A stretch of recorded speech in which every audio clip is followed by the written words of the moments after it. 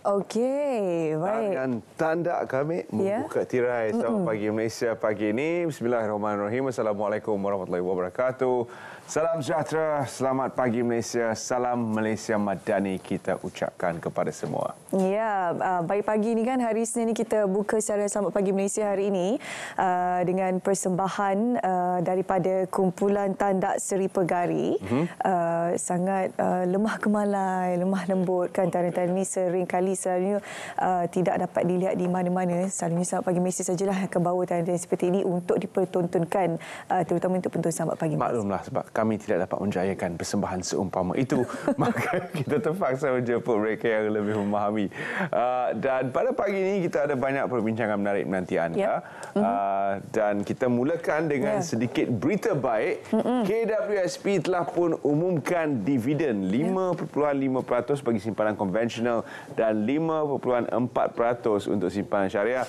Ini merapatkan lagi jurang pendapatan di antara kedua skim simpanan ini disebabkan oleh portfolio syariah yang bertambah dengan jumlah pendapatan yang didapati daripada akaun-akaun yang patuh syariah seperti yang kita lihat di pasaran saham antarabangsa.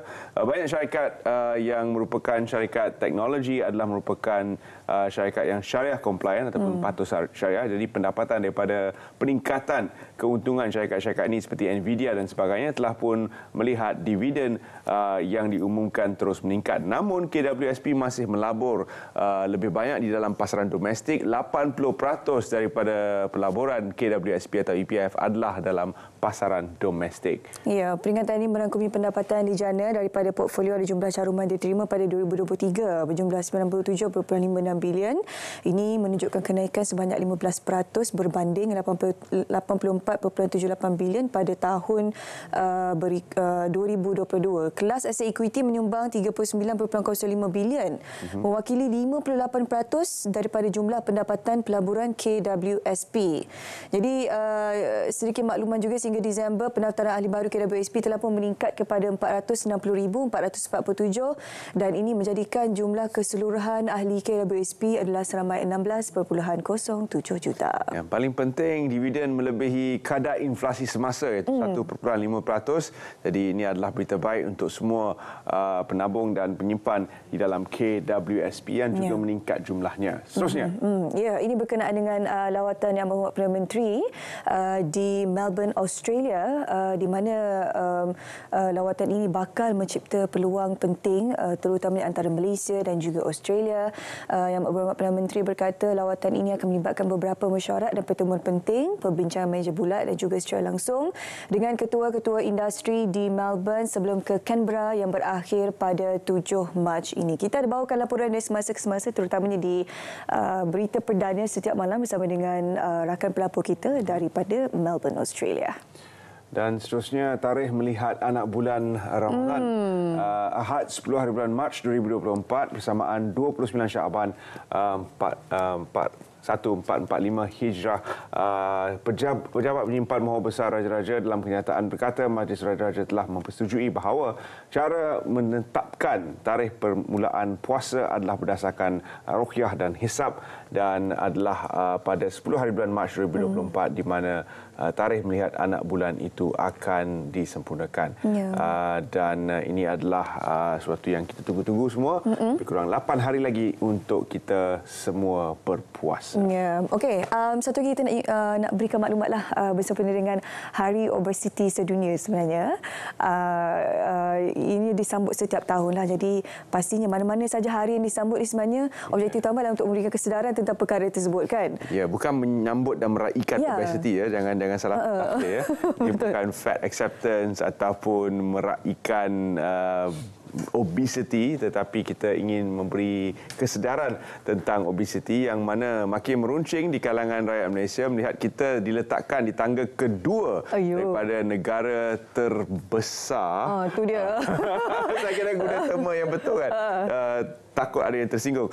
Negara yang terbesar di rantau Asia Tenggara.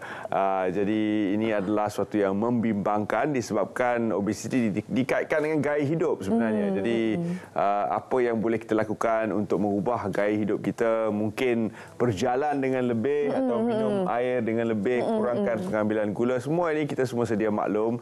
Namun kita sedar juga bahawa makanan di Malaysia adalah sedap belaka. Sebabnya kan kalau saya bertemu dengan orang menerangkan daripada luar negara kan, apabila kita menceritakan pada mereka bahawa di Malaysia terdapat gerai ataupun restoran-restoran yang dibuka selama 24 jam, kebanyakan reaksi mereka terkejut. Sebab di luar memang tidak ada restoran-restoran kedai makan yang buka selama 24 jam ataupun melebihi daripada 12 jam. Dekat Malaysia sahaja yang banyak ditawarkan. Saya rasa itu faktor juga sebenarnya kan. Betul, saya baru pulang dari Barcelona. Kita anggarkan bahawa bandar itu adalah bandar yang hidup 24 jam. Namun tidak, selepas jam 10, 11 punya sunyi sepi. Jadi ini adalah suatu yang mungkin boleh kita ambil kira. Bukanlah kita ingin menutup kedai-kedai 24 jam. Namun pilihan itu terletak di tangan kita sebagai rakyat Malaysia. Jadi kita gunakan pilihan itu dengan bijak. Okey, sekejap lagi kita nak sambung lagi perbincangan kita ni secara ringkas bersama dengan Hari Obesiti Sedunia. Tapi kita nak berehat seketika. Kembali selepas ini, jangan ke mana-mana.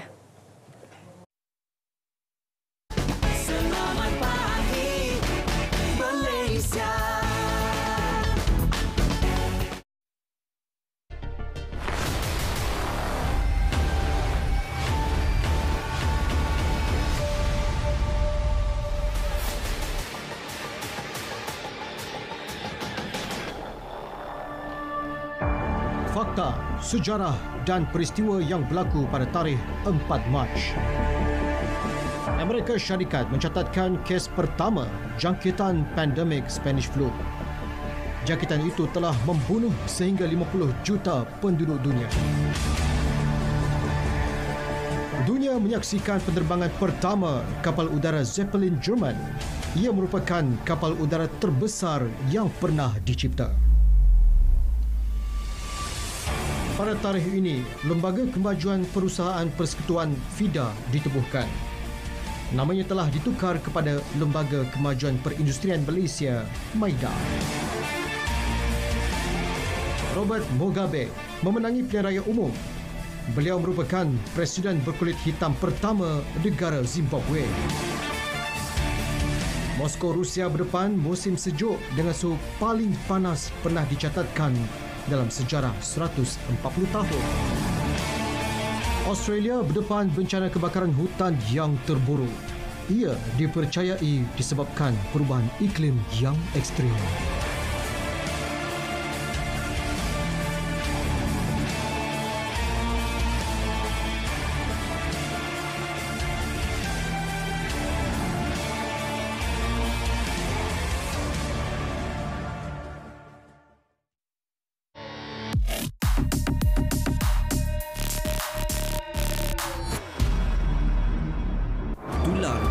Perdana Menteri dengan kereta mewah baharu menerusi hantaran di TikTok. Penghantar cuba beri bayangan kononnya ia baru dibeli. Cuba menimbulkan rasa tak senang terhadap pemimpin negara. Perdana Menteri dituduh tak sensitif dengan bermewah-mewahan tatkala rakyat khawatir dengan isu kos sara hidup.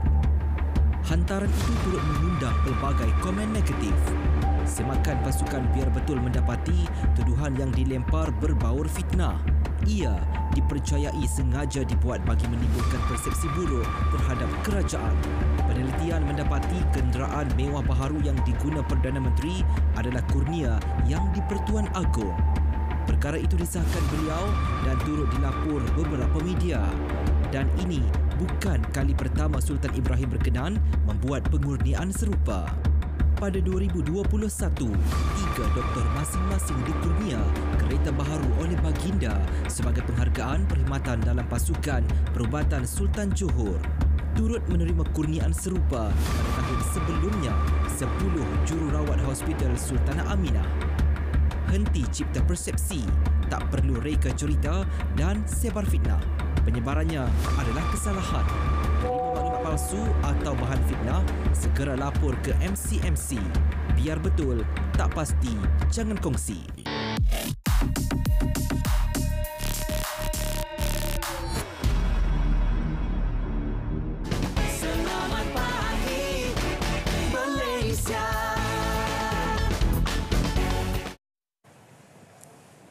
Okey, baik, bertemu dalam siaran Selamat Pagi Malaysia. Sekiranya anda sempat bersama dengan kita seketika tadi.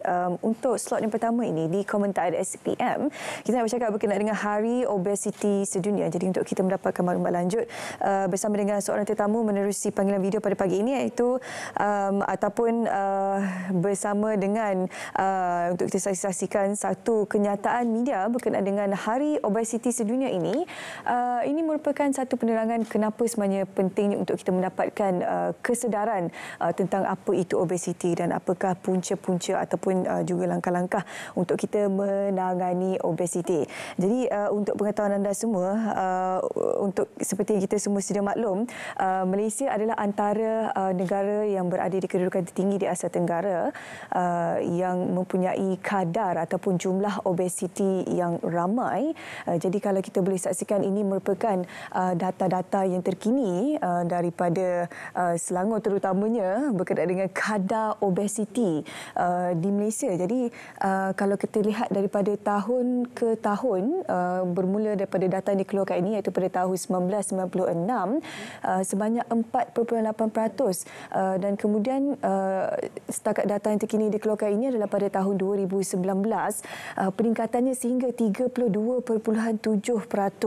Jadi kepada anda yang sedang menonton ini, barangkali anda juga merupakan antara individu yang berada dalam data dan juga statistik ini ataupun berada dalam kelompok 32.7% ini.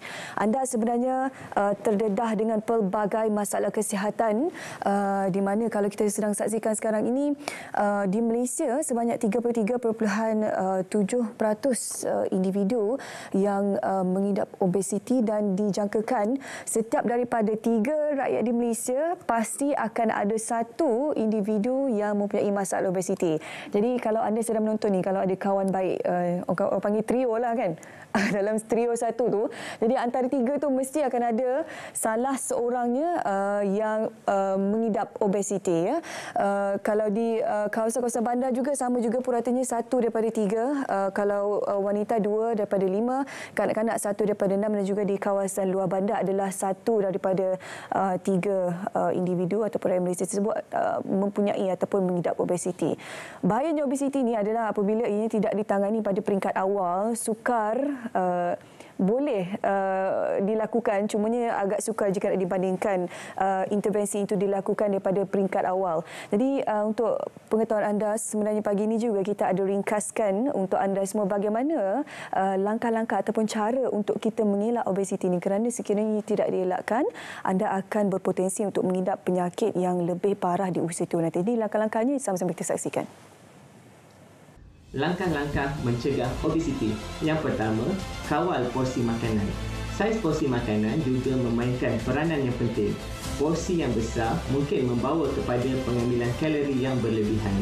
Pengawalan saiz porsi hidangan dapat membantu mengelakkan pengambilan makanan yang berlebihan. Amalkan pinggan sihat Malaysia suku-suku separuh. Yang kedua, pantau pengambilan kalori yang diambil.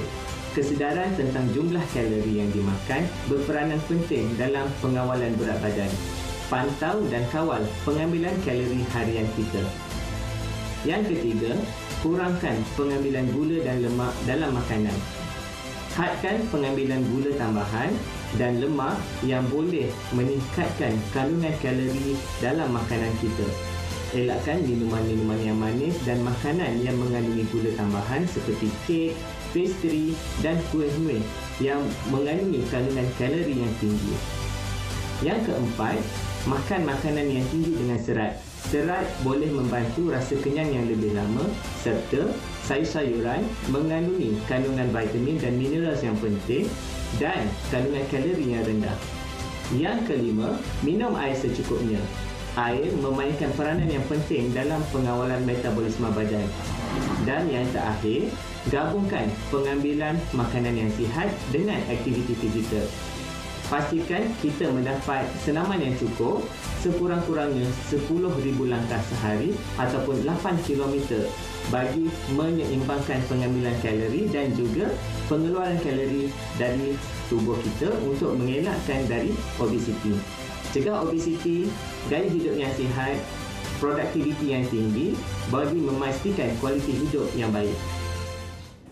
Okey, baik. Itu dia kami kongsi pada anda secara ringkas langkah-langkah untuk kita mengelakkan diri kita daripada terkena obesiti. Ya, saya tahu kata-kata itu lebih mudah daripada nak dilaksanakan. Cumanya kalau kita tidak cegah sekarang, tiada lagi perkara yang anda boleh sesali. Anda perlu lalui kehidupan yang lebih sukar daripada yang anda lalui sekarang ini untuk mengurangkan berat badan. Habit yang perlu bermula daripada waktu anda muda, waktu anda sihat cergas. Jadi jangan terlambatlah, orang kata mencegah itu lebih baik daripada merawat.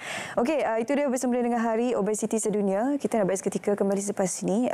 Ada lagi topik menarik kita akan bawakan untuk anda. Jangan ke mana-mana. Tapi kami bawa dekat seleksi pagi. Jom kita bersama dengan Kelantan FM bersama dengan DJ Aina yang sudah pun bersedia di sana. Silakan.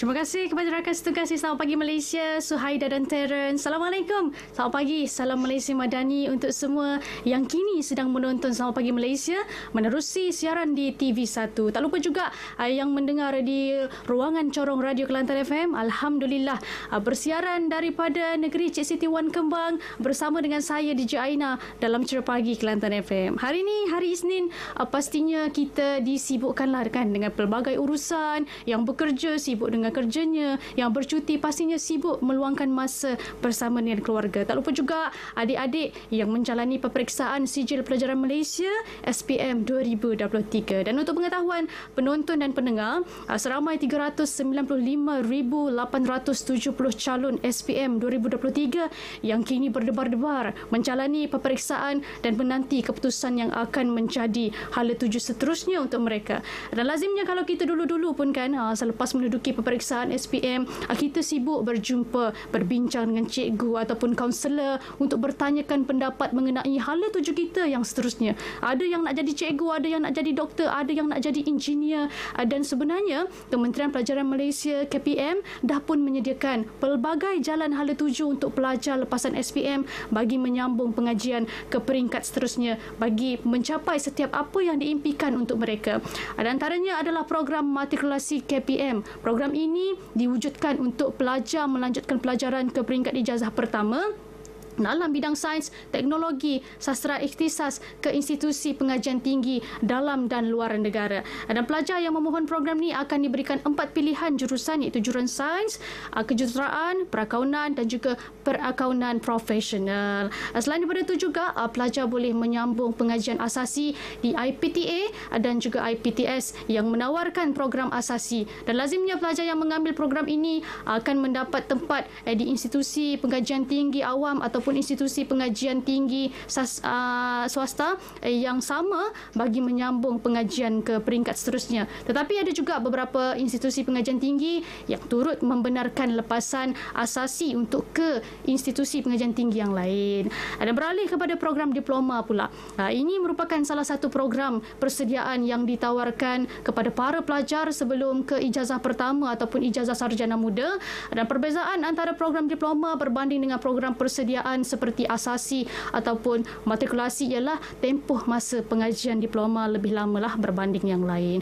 Dan untuk pelajar yang mana berminat nak jadi cikgu, mereka boleh menyambung pengajian program ijazah sarjana muda perguruan ataupun PISMP. Dan pelajar ini akan mengikuti PISMP di Institut Pengajian Guru IPG yang ditetapkan oleh KPM dalam pelbagai bidang pengkhususan di sekolah rendah. Dan tempoh pengajian yang akan dilalui oleh pelajar adalah selama 5 tahun. Dan ini yang jarang diketahui oleh pelajar, iaitu TVET. Ini adalah pendidikan dan latihan teknikal dan vocational yang ditawarkan kepada pelajar yang mempunyai minat dalam amalan industri.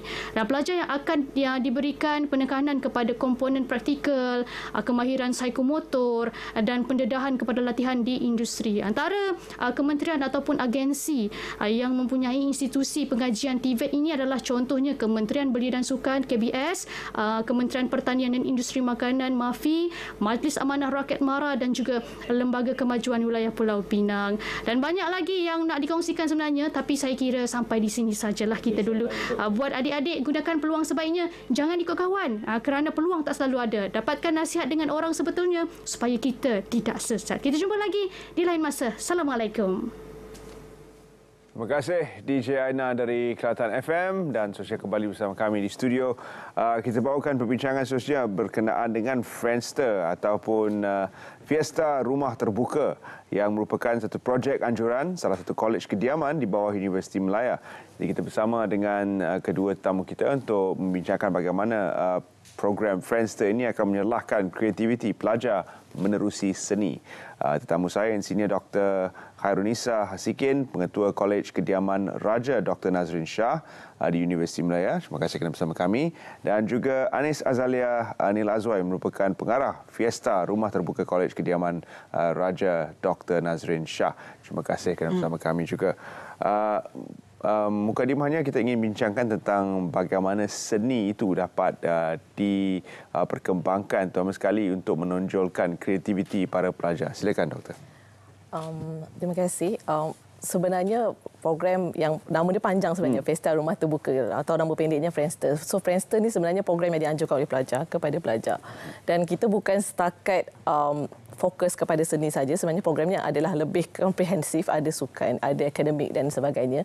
Tapi dari segi seni, dari segi aspek seninya, kita bawakan banyak program yang dibuat oleh pelajar dan juga persembahannya datang daripada pelajar. Seperti yang pembukaan tadi, itu adalah persembahan daripada pelajar kolej, daripada Persatuan Mahasiswa Sarawak, dan mereka adalah gabungan pelbagai fakulti. Bukan setakat fakulti seni saja. Mereka ada daripada fakulti sukan, daripada fakulti sains dan sebagainya. Jadi program macam ni menyatukan pelajar-pelajar dalam UM dan kita memperkasakan lagi bakat mereka melalui program sebegini. Jadi bagaimana ianya dibentuk? Apakah permulaan kepada program Friendster ni di mana mendapat cetusan idea? Silakan. Kalau ikutkan Friendster ni sebenarnya bermula daripada tahun 2007 lagi, dan kalau ikutkan pada tahun ini 2024 Friendster dah pun diwujudkan dah 17 tahun. Macam 17 tahun, dan sebenarnya istimewanya Friendster ini sebab ia dicetuskan dan dianjurkan oleh Kolej Kediaman sendiri, di mana di UM kita ada dalam 13 kolej kediaman dan ini merupakan salah satu projek Kolej Kediaman ke-12 lah yang merupakan boleh dikatakan projek terbesar di Universiti Malaya. Dan tercetusnya idea ni disebabkan projek Friendster ini nama pun Fiesta Rumah Terbuka kan, ia di mana macam dia akan jadi satu projek yang menggabungkan ke semua pelajar-pelajar di Universiti Malaya untuk hadir, serta bukan sahaja di Universiti Malaya, juga di luar Universiti Malaya seperti universiti-universiti lain seperti UKM, UPM dan UiTM dan lainlah. Begitu. Jadi himpunan para pelajar mahasiswa untuk datang bersama-sama. Bagaimana kolaborasi antara fakulti tenaga pengajar dengan para penganjur seperti yang kita sedia maklum, ia adalah dari pelajar untuk pelajar. Jadi bagaimana tenaga pengajar membantu untuk menjayakan program ini? Okey, program ini memang pengarahnya adalah pelajar dan ahlinya adalah pelajar. Tapi kita sebagai pensyarah juga projek ini ada penasihatnya dan yang terdiri daripada pegawai di UM dan juga pensyarah di UM. Dan program-program yang disusun itu mereka perlu bentangkan kepada kami dulu untuk dapatkan persetujuan, dan kita cuba untuk fitkan dengan semua kehendak pemegang taruh, bukan setakat pelajar sahaja. So UM ni komuniti ni besar, dia ada staff, dia ada pelajar, dia ada masyarakat setempat sekeliling yang berada di sekitar kawasan UM. Jadi program ni bukan setakat pelajar saja. Kita buka kepada semua komuniti Universiti Malaya. Jadi Anis, apakah atau cara yang bakal dijayakan nanti yang telah pun mendapat persetujuan daripada pihak tenaga pengajar, advisor-advisor anda dan juga telah dibangunkan oleh para pelajar sendiri? Kalau ikutkan pada tahun ini kita bawakan sebanyak 5 hari untuk Friendster ni, dan kita mulakan hari pertama kita dengan elemen sukan lah kita panggil. Di mana kita ada malam Zumba. Malam Zumba itu sendiri, dan pada hari keduanya kita ikuti dengan malam kebudayaan ataupun lebih dikenali sebagai Friendster Culture Night. Di mana malam kebudayaan ini kita akan bawakan pelbagai persembahan lah, persembahan kebudayaan bukan sahaja daripada kebudayaan di Malaysia seperti Melayu, Cina, India dan Borneo, malah kita juga bawakan persembahan kebudayaan daripada luar negara juga, antarabangsa. Disebabkan ialah di Universiti Malaya dan specifically di kolej kami ada ramai pelajar-pelajar daripada peringkat antarabangsa, pelajar antarabangsa juga. Dan seterusnya pada hari ketiga kita ada Stage of Paradise dance competition, di mana kita bawakan modern dance competition dan akan berentaplah sebanyak 10 kumpulan di sana. Dan hari seterusnya juga, hari keempat, kita ada Mela Musica, Battle of the Band, di mana basically Battle of the Band yang akan ada 7 band yang akan berantap juga untuk memenangi gelaran juara lah, sebab dia merupakan pertandingan. Dan akhir sekali pada seterusnya kita ada juga Malam Gemilang, di mana ia merupakan malam penutup lah untuk Friendster ini. Tapi kalau ikutkan sebenarnya dalam 5 hari ini kita ada juga selingan-selingan seperti Idea Lab Forum Influencer Talk, di mana di sini kita bawakan elemen intelektual dan juga bisnes juga, keusahawanan untuk pengunjung-pengunjung kita. Dan akhir sekali kita juga ada RS Mobile Legends Tournament, di mana ini kita bawakan isukan lah, elemen isukan dalam Friendster ini. Jadi kalau kita lihat imbasan di skrin tadi, sudah pasti kita dapat lihat bahawa ia adalah suatu acara yang menyeluruh, banyak telah disumbangkan oleh semua pihak untuk memberikan yang terbaik bagi menjayakannya. Apa yang berbeza pada tahun 2024 berbanding tahun-tahun sebelumnya, Anis? Kalau ikutkan, disebabkan Friendster ini merupakan acara tahunan, jadi setiap tahun tu kita akan perbaharuilah semua acara-acara kita. Dan kalau ikutkan buat masa sekarang berbanding dengan Friendster 2023, kita bawakan Mela Musica dan TSOP saja, The Stage of Paradise, untuk ke tahun ini. Dan pada tahun ini barunya kita bawakan yang Friendster Culture Night dan juga RS Mobile Legends Tournament. Disebabkan kita dapat lihat bahawa isukan ataupun Mobile Legends punya pertandingan ini merupakan antara yang lebih dekat di hati mahasiswa dan juga pelajar lah. Jadi sebab itu kita bawakan pada tahun ini RS Mobile Legends Tournament itu bersama 32 tim untuk bertanding untuk tournament itu. Dan untuk Friendster Culture Night juga merupakan satu acara baru yang dimasukkan, sebab kita dapat lihat Friendster ini merupakan acara yang besar yang boleh kita tambah lagi elemen-elemen yang lebih intelektual dan kebudayaan seperti ini. Apakah impak yang diharapkan, Doktor, daripada Friendster bukan sahaja untuk pelajar tapi untuk semua pemegang taruh? Kita memang target 3 benda. Communitize nombor satu, kita nak memperkasakan masyarakat setempat. So kalau tengok tadi ada kita buka booth jualan makanan, itu bukan setakat pelajar saja yang berniaga, kita buka kepada komuniti di Lembah Pantai juga untuk berniaga pada waktu itu. Industrialize, kita collaborate juga dengan wakil industri untuk memperkembangkan lagi kita punya program macam yang Azalia cakap sebentar tadi. Program e-sport tu mendapat tajaan sepenuhnya daripada industri dan juga mereka yang bawa influencer pada hari tersebut, dan sponsor juga hadiah. Dan kita harapkan dengan adanya semua benda elemen ini, program kita dapat ke level antarabangsa, bukan setakat pelajar di dalam UM saja dapat benefit. Mungkin benda ini pergi lebih jauh lagi, dan keupayaan pelajar-pelajar ini menganjurkan program sebesar ini sebenarnya adalah satu yang perlu dibanggakan. Dan untuk 5 hari, tahun lepas dia buat 4 hari, tahun ini buat 5 hari. Tahun lepas dalam tempoh 4 hari itu lebih daripada 10,000 pengunjung datang ke Kolej Kediaman ke-12.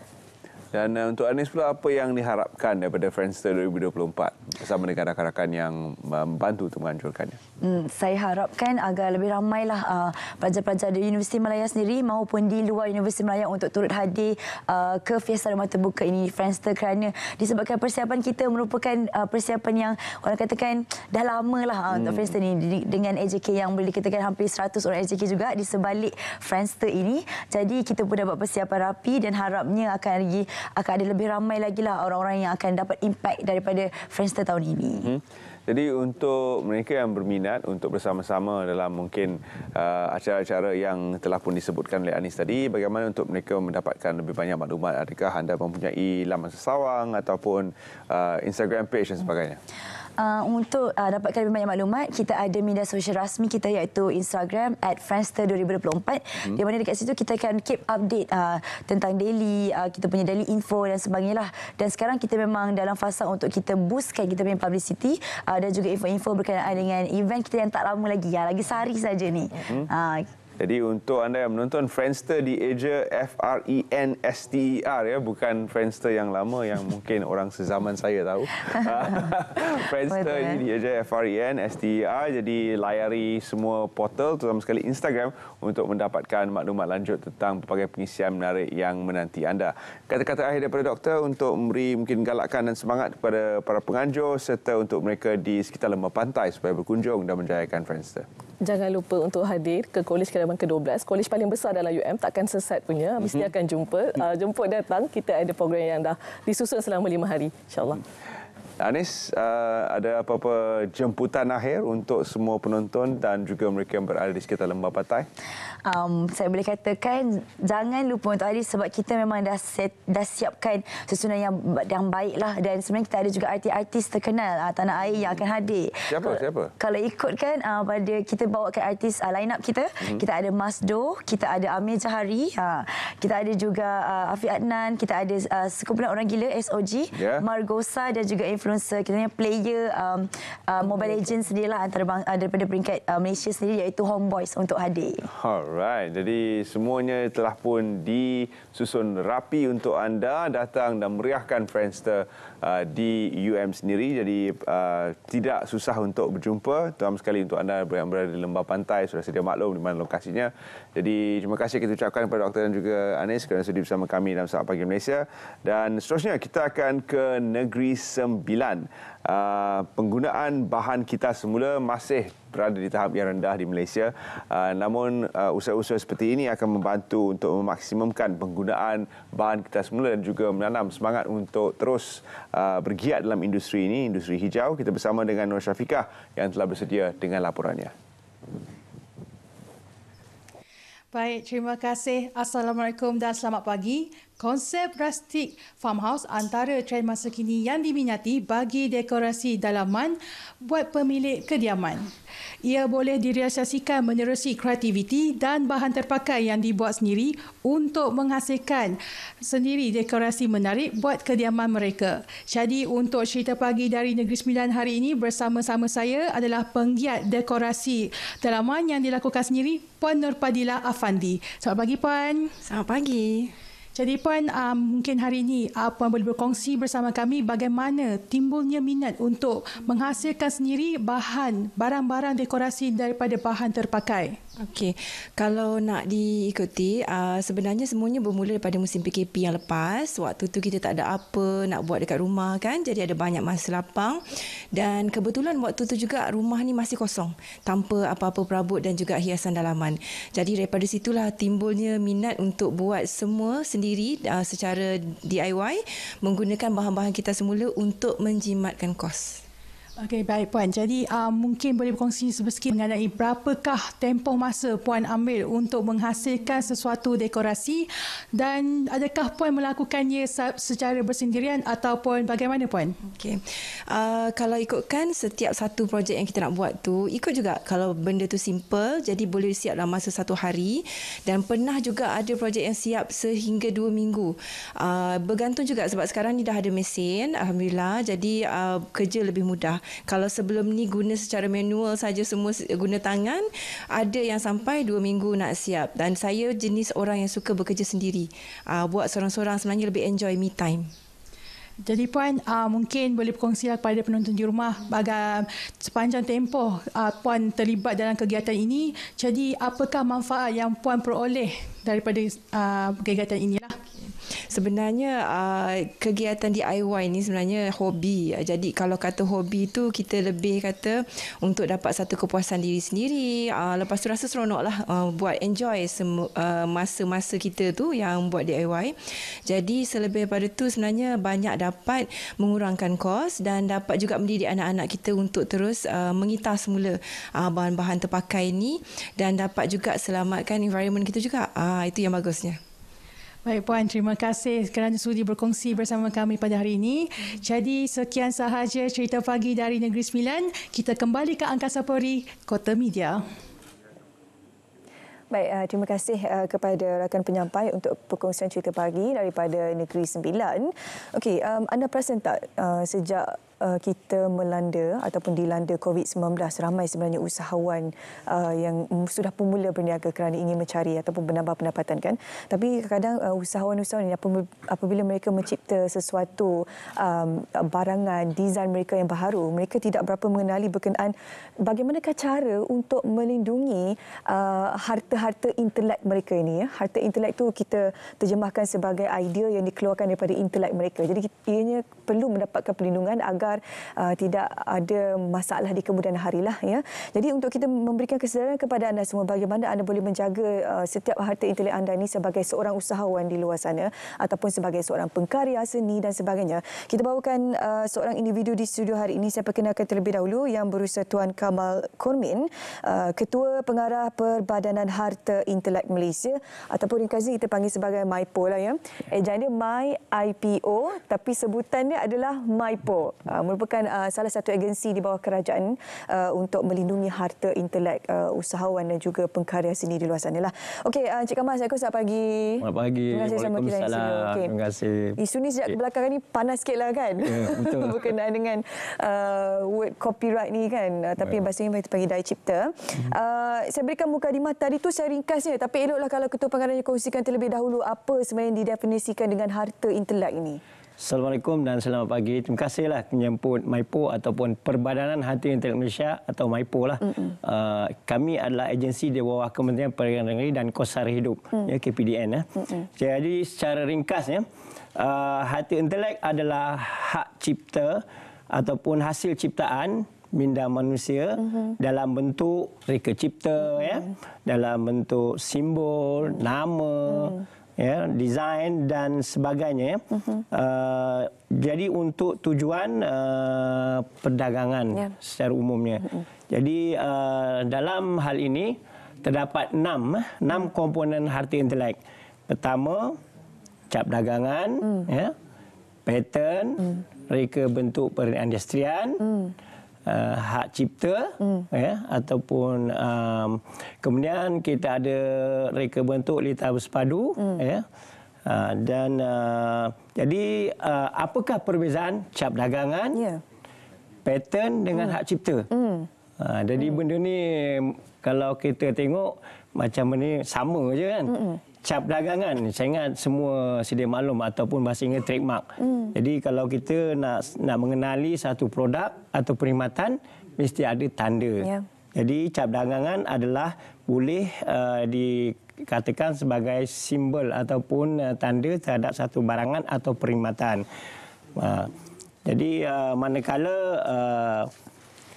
paten ni adalah reka cipta, reka cipta kreatif yang melindungi produk-produk untuk tujuan teknologi ataupun proses. Itu manakala hak cipta idea kreatif dalam bentuk karya. Karya ni dalam banyak kategori lah.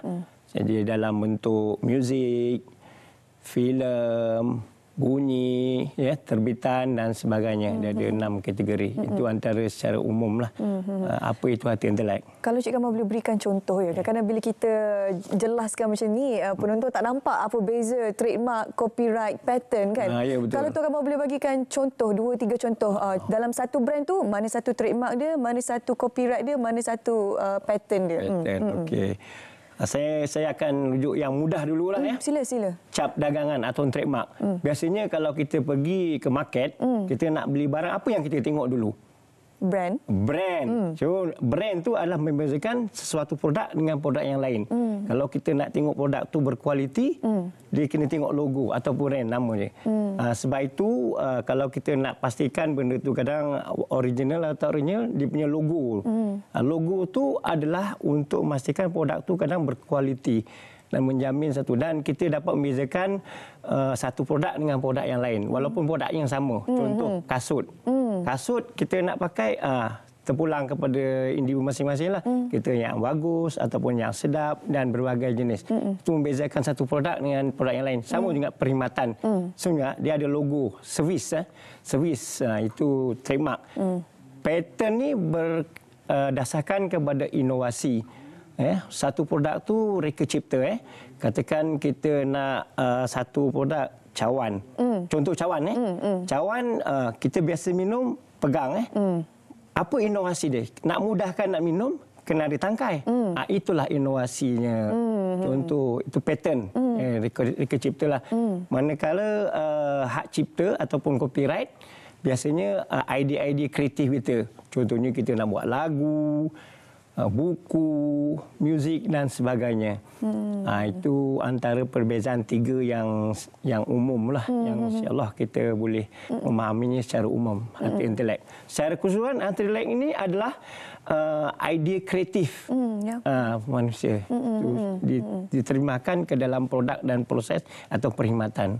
Jadi boleh jadi dalam mana-mana produk, perkhidmatan ataupun servis mempunyai beberapa ciri-ciri harta intelek yang boleh didaftarkan. Adakah terdapat jumlah minimum ataupun maksimum berapa banyak kategori-kategori yang boleh didaftarkan? Contohnya produk makanan, boleh ada trademark, boleh ada dipatentkan, boleh di copyrightkan contohlah. Saya bagi contoh berapa minimum maksimumnya. Dia berdasarkan kepada komponen harta intelek itu ada 6 komponen ya. Satu produk. Contohnya kita ambil handphone contohnya handphone paling mudah. Berapakah harta intelek dalam handphone tu? Satu, saya cakap tadi trademark ataupun logo. Jadi kita brand lah. Brand banyak brand lah, membezakan satu brand dengan satu brand. Satu dia daftarkan. Kemudian dia punya reka cipta. Kadang design tu memudahkan handphone tu nak kita bawa inovasi, penambahbaikan handphone. Kadang yang sekarang ni mungkin dia lagi kecil design dia supaya mudah kita bawa dan sebagainya atau ringan. Itu inovasi. Kemudian seterusnya reka cipta atau patent tadi sudah copyright ataupun hak cipta. Jadi dia punya nak operasi tu kita kena tulis. Terbitkan dalam penulisan macam mana. Manual macam mana. Itu copyright. Diterbitkan dalam buku. Copyright. Kemudian design dia, mereka bentuk penelitian. Design tu pun boleh boleh design dia. Design kadang kita tengok design nak membezakan satu design dengan design lain. Contoh biasanya perfume minyak wangi. Kita tengok botol dia pun tahu design dia. Inilah perfume yang ni. Berbeza pun jadi kita ni design tu. Kemudian yang seterusnya iaitu litar bersepadu dalam satu contohnya TV senanglah. Macam mana kita nak susun dia punya chip-chip dia tu. Itu pun dilindungi. Jadi ada 6 komponen lah secara umum. Jadi pentinglah. Jadi perlindungan ni sangat pentinglah untuk menjamin bisnes tu dapat dilindungi sewajarnya. Tapi adakah perlindungan harta intelek ini juga hanya khusus kepada peniaga-peniaga di dalam Malaysia sahaja ataupun bagaimana di luar negara? Adakah ciri-ciri pengawalan harta intelek tu sama, setara atau ada satu yang khusus yang ditetapkan untuk semua negara ikutinya? Dia di peringkat antarabangsa, dia ada agensi ataupun di bawah UN lah, United Nations, agensi antarabangsa yang menyelaraskan perlindungan harta intelek untuk harmonize. Contohnya World Intellectual Property Organization atau WIPO. Malaysia adalah ahli kepada WIPO. Jadi dalam ahli ini dia akan harmonizekan antara satu dunia, seluruh dunia. Jadi perlindungan tu minimumnya sama. Contohnya perlindungan patent tadi 20 tahun. Jadi satu dunia sama. Sebelum tu dia berbeza. Malaysia 15 tahun, US 17 tahun. Jadi nak mengelakkan ni jadi harmonize. Jadi WIPO atau World Intellectual adalah satu agensi untuk menyelaraskan perlindungan harta intelek. Semualah patent, trademark, industri design, hak cipta dan sebagainya. Tapi syarat untuk mendaftar itu mestilah contohnya usahawan daripada Malaysia. Sekiranya mereka melakukan R&D di luar negara, tak kisahlah layak untuk mendaftar bersama dengan WIPO lah. Dia harta intelek ni sebenarnya konsep dia kreatif individu. Jadi dia boleh didaftarkan tempatan atau luar negara. Dua-dua boleh? Boleh. Sebab kita nak melindungi hak individu. Sebab itu harta intelek ini perlindungan hak eksklusif. Jadi dia tak ada had lah. Okey. Dapat cukup masa. Banyak sebenarnya kita nak tanya berkenaan dengan harta intelek ni kan. Tak apa. Jadi sebenarnya kesempatan hari kita nak minta untuk Tuan kongsikan sikit berkenaan dengan Hari Harta Intelek Negara. Saya akan berlangsung nanti. Terima kasih. Hari Harta Intelek Negara ini adalah selaras dengan keputusan kerajaan untuk menyambut Hari Harta Intelek Negara pada tahun 2005 yang lalu. Jadi hari ini untuk mengiktiraf program-program Hari Intelek. Dan antara program yang kita bagi meningkatkan awareness ni adalah kita adakan Anugerah Harta Intelek Negara. Oh, okey. So dari Anugerah Intelek dia ada beberapa kategori lah. Dia ada anugerah platinum ya. Platinum ni adalah organisasi ataupun agensi syarikat yang terlibat, yang aktif dalam mempromosikan Hari Harta Intelek. Kemudian kita ada anugerah teknologi hijau. Ya, teknologi hijau ni mana-mana permohonan harta intelek yang berdasarkan teknologi hijau. Ingat semua sedia maklumlah teknologi hijau ni ya untuk safety. Kemudian kita ada anugerah karya lestari. Ya, ni mana-mana yang pergerakan. Kita juga ada anugerah milenial. Milenial ni adalah untuk teknikal ya, pelajar-pelajar teknikal ataupun yang staraf dengan ni. Kita juga ada anugerah permata. Permata ni adalah untuk pelajar-pelajar sekolah, sekolah menengah. Jadi kategori ini. Jadi semuanya ni adalah untuk mengiktiraf sumbangan harta intelek kepada negara, komuniti. Kita lebih menjurus kepada kecil tempatan lah, terbuka kecil tempatan. Okey, baik. Bila hari ini akan dilaksanakan ni? Sebenarnya Hari Harta Intelek disambut 26 April setiap tahun. Okey. Tapi program untuk tahun ni kita bermula pada 25 dan 26 So kita ada pameran dan kemudiannya penyampaian anugerah tadilah yang 5 tadi ya. InsyaAllah kita akan adakan di bangunan Maipo sendirilah di Menara PJ ya. InsyaAllah kita ada pameran ya. Jadi siapa-siapa yang ada produk IP kita encourage dia lah untuk buat pameran dan kita jemputlah masyarakat komuniti untuk melihat aktiviti program-program harta intelek tersebut ya. InsyaAllah. Okey, ni ada pertandingan ni. Pertandingan video kreatif di platform TikTok.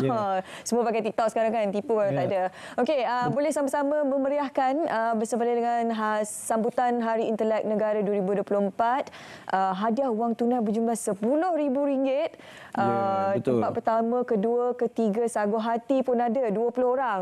Jadi rugilah siapa yang tidak menyertai ya. Dalam masa yang sama sebenarnya kita boleh berikan kesedaran kepada orang ramai juga berkenaan dengan ialah harta intelek ini ya. Terima kasih kepada Encik Kamal bersama kita hari ini untuk berkongsi berkenaan dengan topik kita bagaimana sebenarnya pencipta, pengkarya, usahawan di luar sana boleh menjaga harta intelek mereka. Okey, baik, seterusnya kami nak bawa anda ke Selangor. Cerita Pagi Selangor ini bersama dengan rakan penyampai Samsi untuk perkongsian dari Selangor. Silakan.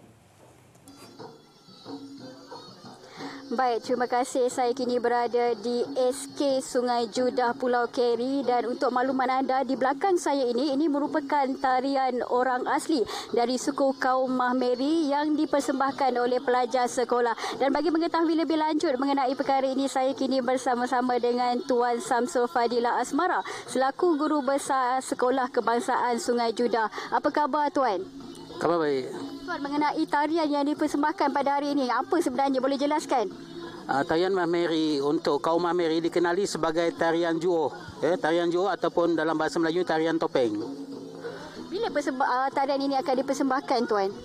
Tarian ini biasanya dipersembahkan sewaktu menerima tetamu ataupun majlis keramaian di kampung Sungai Judah seperti majlis perkahwinan, ketibaan orang besar ya, dan juga pada hari moyang perayaan kaum Mahmeri.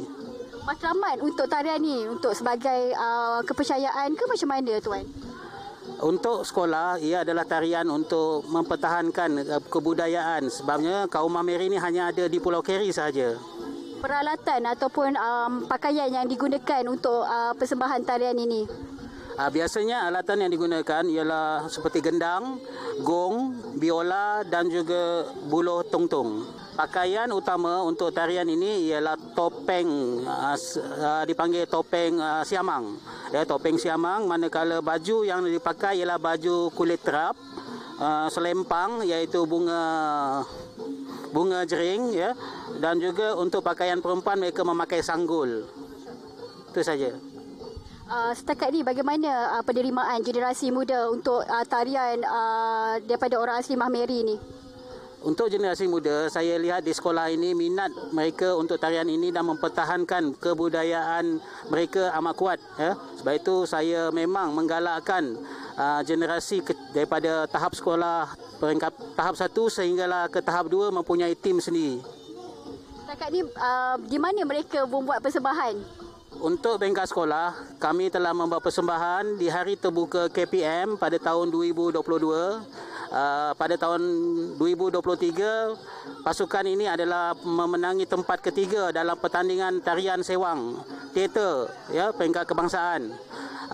Selain itu juga kami mendapat jemputan-jemputan korporat seperti pada Hari Polis tahun 2023, peringkat negeri Selangor, Sam Dabi, ya, Yayasan Sam Dabi di Bukit Kiara juga memanggil kami untuk dia punya convocation, dan banyak lagi lah persembahan yang telah membawa anak murid ini. Manakala untuk yang dewasa pula, mereka membuat persembahan di Pesta Sungai Melaka dan Pahang. Bagaimana reaksi mereka bila mempelajari seni tarian kaum mereka sendiri? Mereka sangat gembira, ya, dan mereka amat berbangga sebab seni yang ada di sini hanya ada di Pulau Keri sahaja. Baik, terima kasih Tuan. Dan hasil inisiatif pihak sekolah ini, ia dapat menarik minat generasi muda untuk mendalami dan juga meminati adat dan budaya mereka sendiri supaya ia tidak dipupus di telan zaman. Dan setakat ini saja laporan daripada saya. Kembali ke Angkasa Puri. Terima kasih kepada rakan penyampai kita, dan kita kembali dalam membincangkan Nescue, satu produk yang sebenarnya tidak asing lagi kepada semua penonton Selamat Pagi Malaysia. Jadi bersama saya seperti biasa Encik Azman yang merupakan pegawai pemasaran Nescue Resources Sendirian Berhad. Yes. Terima kasih sekali lagi kerana bersama kami pagi ini, dan kita mukadimahnya selalunya kita bincangkan tentang kelebihan dan khasiat sarang burung walit. Silakan. Baiklah, okey, Allahumma salli ala sayyidina Muhammad wa ala ali Muhammad. Jadi, Assalamualaikum warahmatullahi wabarakatuh kepada semua penonton-penonton setia Selamat Pagi Malaysia hari ini. Jadi, saya ucapkan segalanya untuk urusan tuan-tuan dipermudahkan, insya-Allah. Amin. Jadi, sarang burung walit, ramai yang di kalangan masyarakat kita hari ini kenal sarang burung walit dari segi 1001 khasiatnya, dan sarang burung walit ini juga kalau diikutkan secara dahulunya adalah makanan di kalangan golongan-golongan bangsawan ataupun makanan daripada kerabat raja, kerana fungsi dan manfaat sarang burung walit ini ianya membantu ataupun merangsang kita punya kesihatan tubuh badan dalam kita supaya lebih sihat dan lebih sempurnalah. Jadi antara kebaikan-kebaikan yang terus tahu, saya akan bagi tahu antara kebaikan-kebaikan sarang burung walit yang ada di hadapan kami ini, ya, ia membantu kita punya melancarkan peredaran darah dalam tubuh badan kita ataupun dapat mengurangkan segala penyakit yang berpunca daripada urat saraf. Ramai di kalangan masyarakat Malaysia pada hari ini usia 30, usia 40 sudah ada mengalami sakit-sakit seperti bacaan kandungan gula yang tinggi, bacaan kolesterol yang tinggi, kan, dan juga macam-macam lah, macam-macam sakit. Jadi antara salah satunya produk yang dapat membantu iaitu makanan tambahan lah ataupun suplemen, iaitu pati sarang burung walit 2 dalam 1 yang pertama kami hasilkan, iaitu Nescue ini antara kelebihannya untuk dalaman kita dan juga luaran, kerana sarang burung walit ini ianya lebih banyak nutrisi kolagen dan membantu untuk mencantikkan kulit kita. Kalau kulit kita cantik, ya, pastinya dalam kesihatan kita juga pun nak cantik. Jadi okey, kami syarikat di kilang kami berada di Rembau Negeri Sembilan dan hampir 10 tahun dah ditubuhkan, dan alhamdulillah antara bimbingan daripada Mardi, daripada pertanian, veterina bantu kami untuk mendapatkan satu-satunya produk yang bukan seorang, bukan 100 orang, malahan dah beribu-ribu pelanggan kami yang sehat bersama dengan Nescue. Jadi pati sarang burung walit ni, Teres, kalau dapat lihat di sini, ianya adalah pati likat. Dan pengambilannya yang sangat-sangat sedikit untuk membantu kita supaya meningkatkan metabolisme dalam diri kita. Dan juga kelebihan sarang burung walit ini, kita makan sikit, ia mampu mengenyangkan tubuh badan kita. Jadi sekarang ni kita tahu kita dah nak menghampiri kepada bulan Ramadan, jadi pastinya kita perlu ada persiapan dari segi mental, fizikal kita, dan saya sarankan kepada semua golongan-golongan yang sekarang ini mungkin sedih kerana sakit yang berpanjangan, mungkin dah cuba berbagai-bagai cara untuk menyelesaikan masalah sakit dalam tubuh badan kita, dan ini adalah terbukti daripada Parti Sarang Burung Walit Nescue. InsyaAllah antara ramai di pelanggan-pelanggan kami yang telah sembuh, yang telah baik daripada terbaring di tilam, duduk di kerusi roda yang lama, dan inilah Parti Sarang Burung Walit yang tidak asing lagi, dan juga kilang kami telah mendapat persijilan pengiktirafan daripada Kementerian Kesihatan Malaysia, dan juga produk kami juga telah mendapat persijilan halal daripada JAKIM. Jadi kalau nak diikutkan, kelebihan sarang burung walit ni banyak. Memang banyak.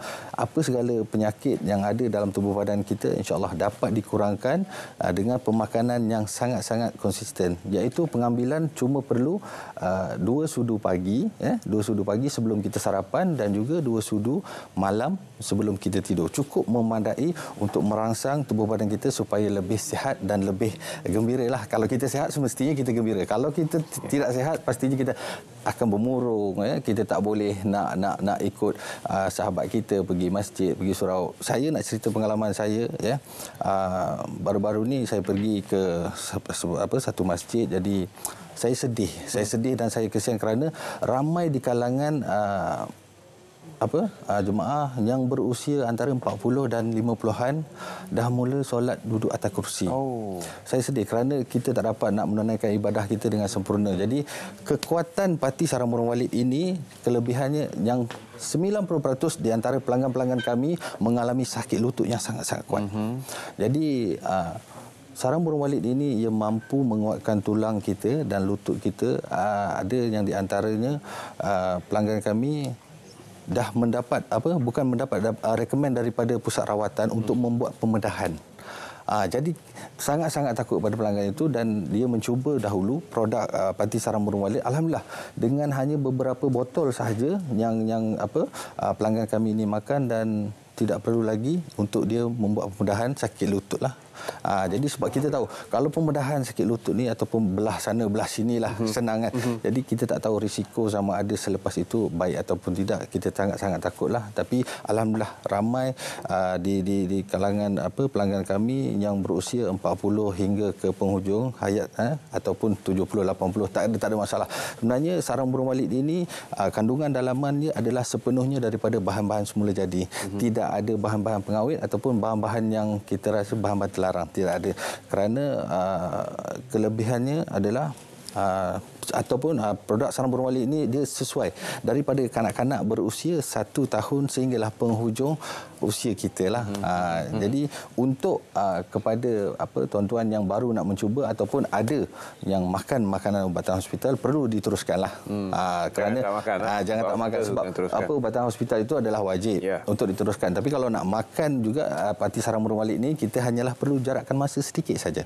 Antara 1 jam kita jarakkan masa, kita makan, dan kesannya adalah seawal 4 dan 5 hari saja. Wow, 5 hari selepas pengambilan. Jadi seterusnya menjelang bulan Ramadan ini ada satu jeraja-raya yang bakal disertai bersama oleh Nescue. Ya, betul. Untuk jelajah Ramadan, insya-Allah untuk nanti kami akan bersama-sama dengan RTM untuk roadshow ke seluruh Malaysia, insya-Allah. Jadi kepada tuan-tuan yang nak mengenali lagi ataupun yang nak mendalami bagaimana rupa sarang burung itu ataupun tester dia, kita dapat lihat di sini. Dia sangat pekat.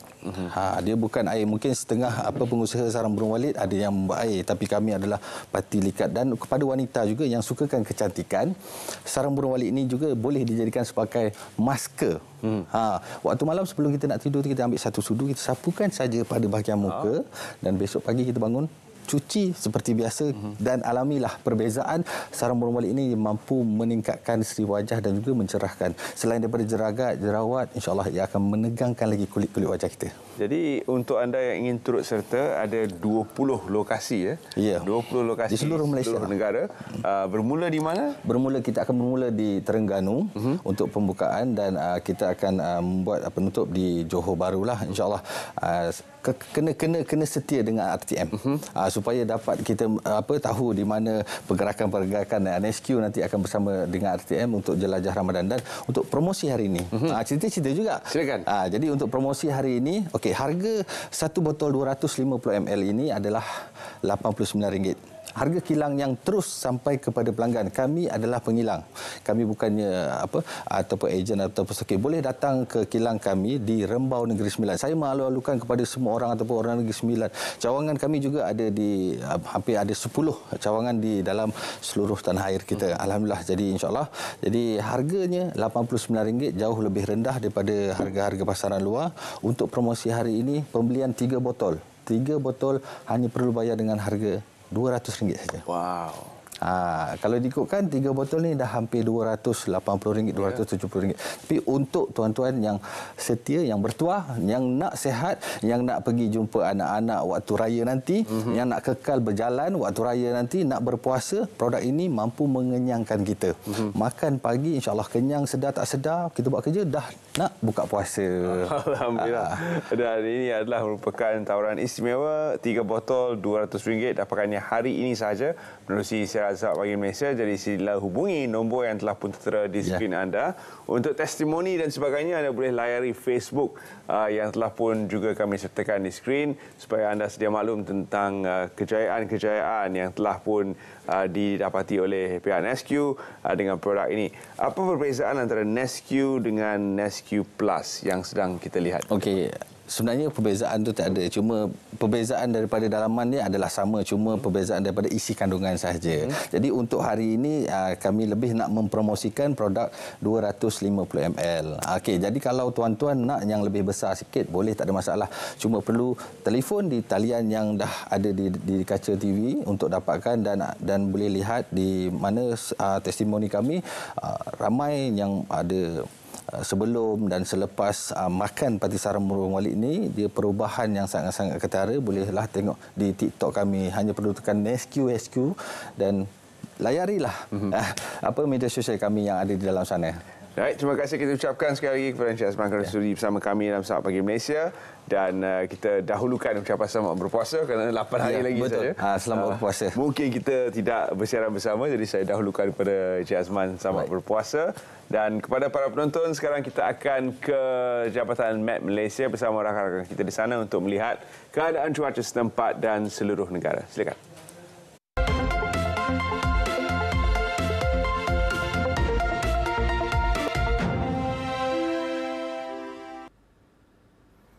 Assalamualaikum dan salam Malaysia Madani. Kembali bersama Met Malaysia pada pagi ini untuk laporan cuaca terkini. Alhamdulillah, keadaan cuaca hujan yang telah turun di kebanyakan negeri pada hari sebelumnya telah meredakan keadaan cuaca panas di kebanyakan kawasan. Namun masih lagi terdapat 6 daerah di negeri Kedah yang berada di tahap berjaga-jaga status cuaca panas, iaitu di daerah Pulau Langkawi, Kota Star, Pokok Sena, Pendang, Sik dan juga Baling. Dengan suhu maksimum harian yang direkod di antara 35 hingga ke 37 darjah Celsius untuk 3 hari berturut-turut. Oleh itu, orang awam dinasihatkan untuk mengurangkan aktiviti di luar kawasan rumah dan juga minum air dengan secukupnya. Kita beralih pula kepada tinjauan keadaan carta angin permukaan. Dapat dipastikan angin timuran bertiup dengan kelajuan sederhana di kebanyakan kawasan pada ketika ini, terutamanya di utara Sarawak, di Sabah, di negeri Kelantan, Terengganu, Johor, Pahang dan juga di utara semenanjung Malaysia. Dan pada ketika ini tiada amaran angin kencang dan laut bergelora yang dikeluarkan oleh Met Malaysia. Namun angin timuran yang menumpu dan melemah dengan kelajuan di antara 10 hingga ke 20 km sejam di sekitar bahagian selatan dan tengah Sarawak berpotensi menyebabkan keadaan cuaca lembap dalam tempoh yang lebih panjang. Sementara itu juga, keadaan tiupan angin lemah juga berlaku di sekitar bahagian tengah dan juga baharat semenanjung yang berpotensi menyebabkan keadaan cuaca hujan berserta ribut petir yang lazimnya berlaku pada sebelah petang hingga ke awal malam. Kita beralih pula kepada tinjauan keadaan cuaca terkini.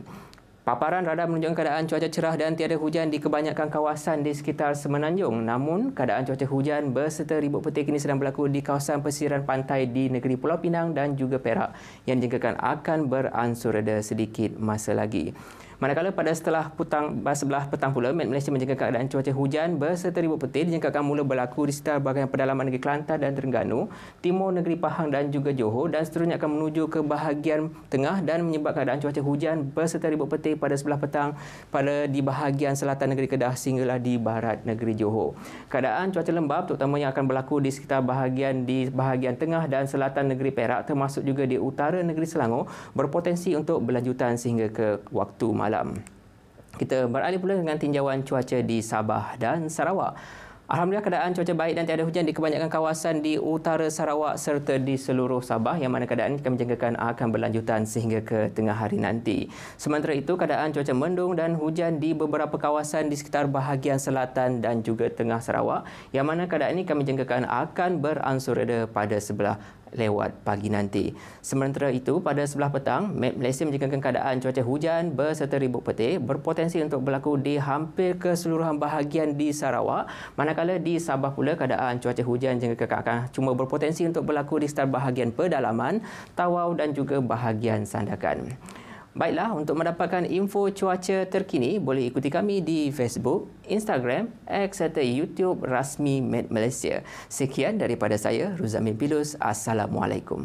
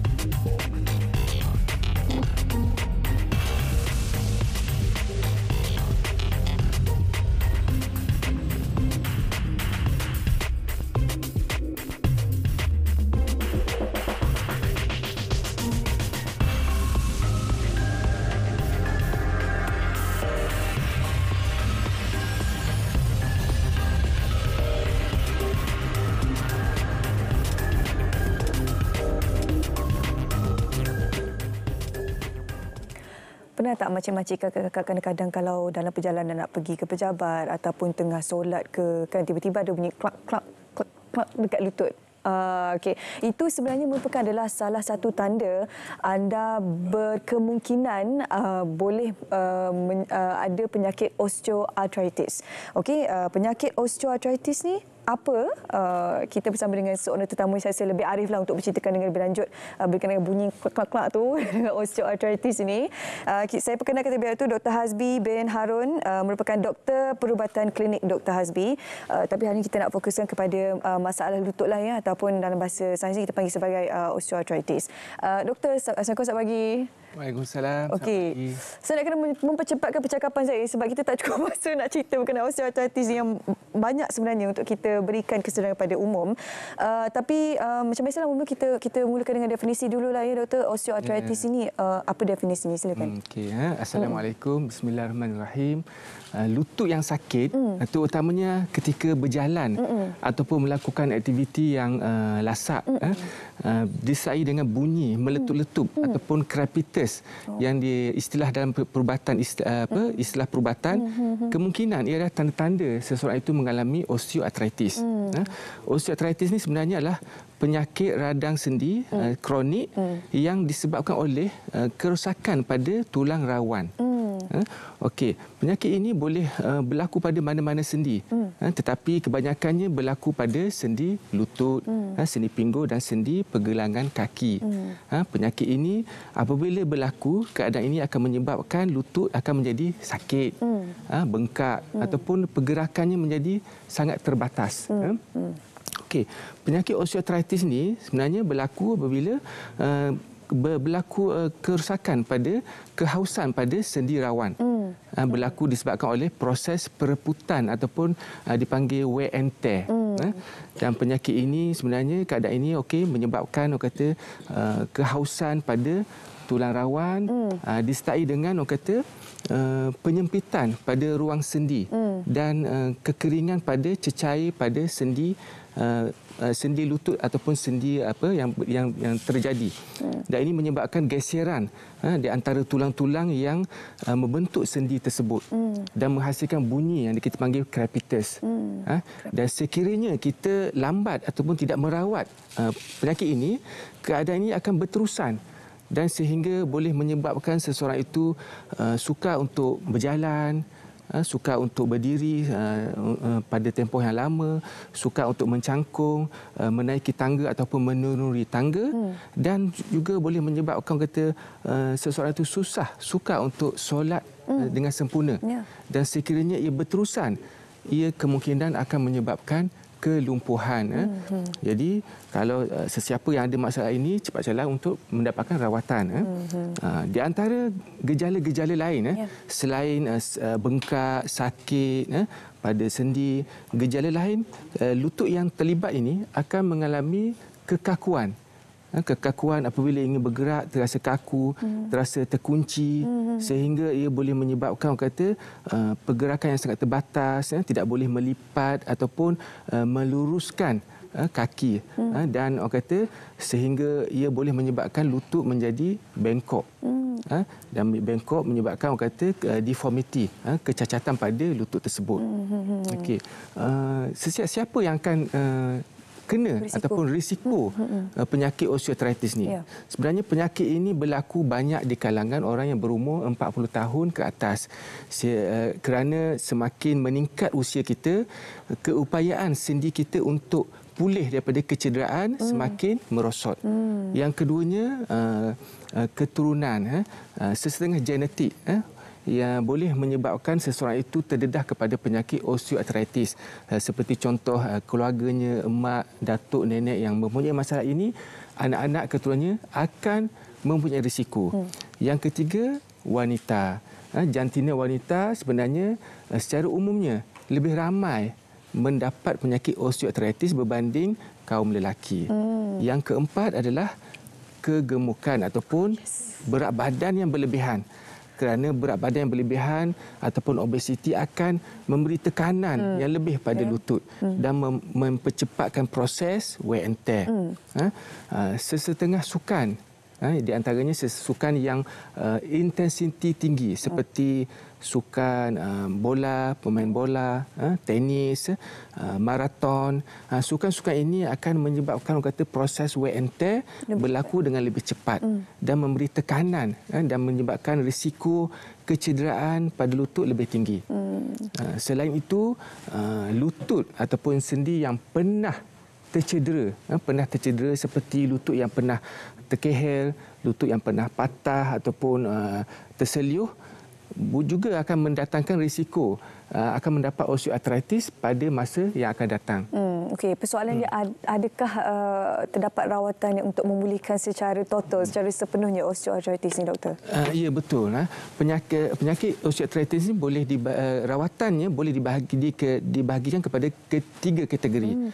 Yang pertama, ubat penahan sakit, ubat-ubatan dan fisioterapi, dan juga suplemen juga boleh digunakan untuk membantu merawat osteoartritis pada peringkat awal. Apabila lutut osteoartritis ini menjadi semakin serius, di mana suplemen dan ubat-ubatan tidak lagi membantu, rawatan yang kedua iaitu suntikan intraartikular, iaitu suntikan kepada sendi lutut boleh dilakukan. Inilah proses yang kita sedang paparkan sekarang ini. Ya. Oh, injection tu waktu kita sedar, saya ingatkan, betul. saya kan ditidurkan. Betul. Rawatan suntikan lutut ni sebenarnya dilakukan di klinik sahaja. Dan proses ini hanya mengambil masa beberapa minit sahaja. Dan ia adalah proses yang tidak menyakitkan.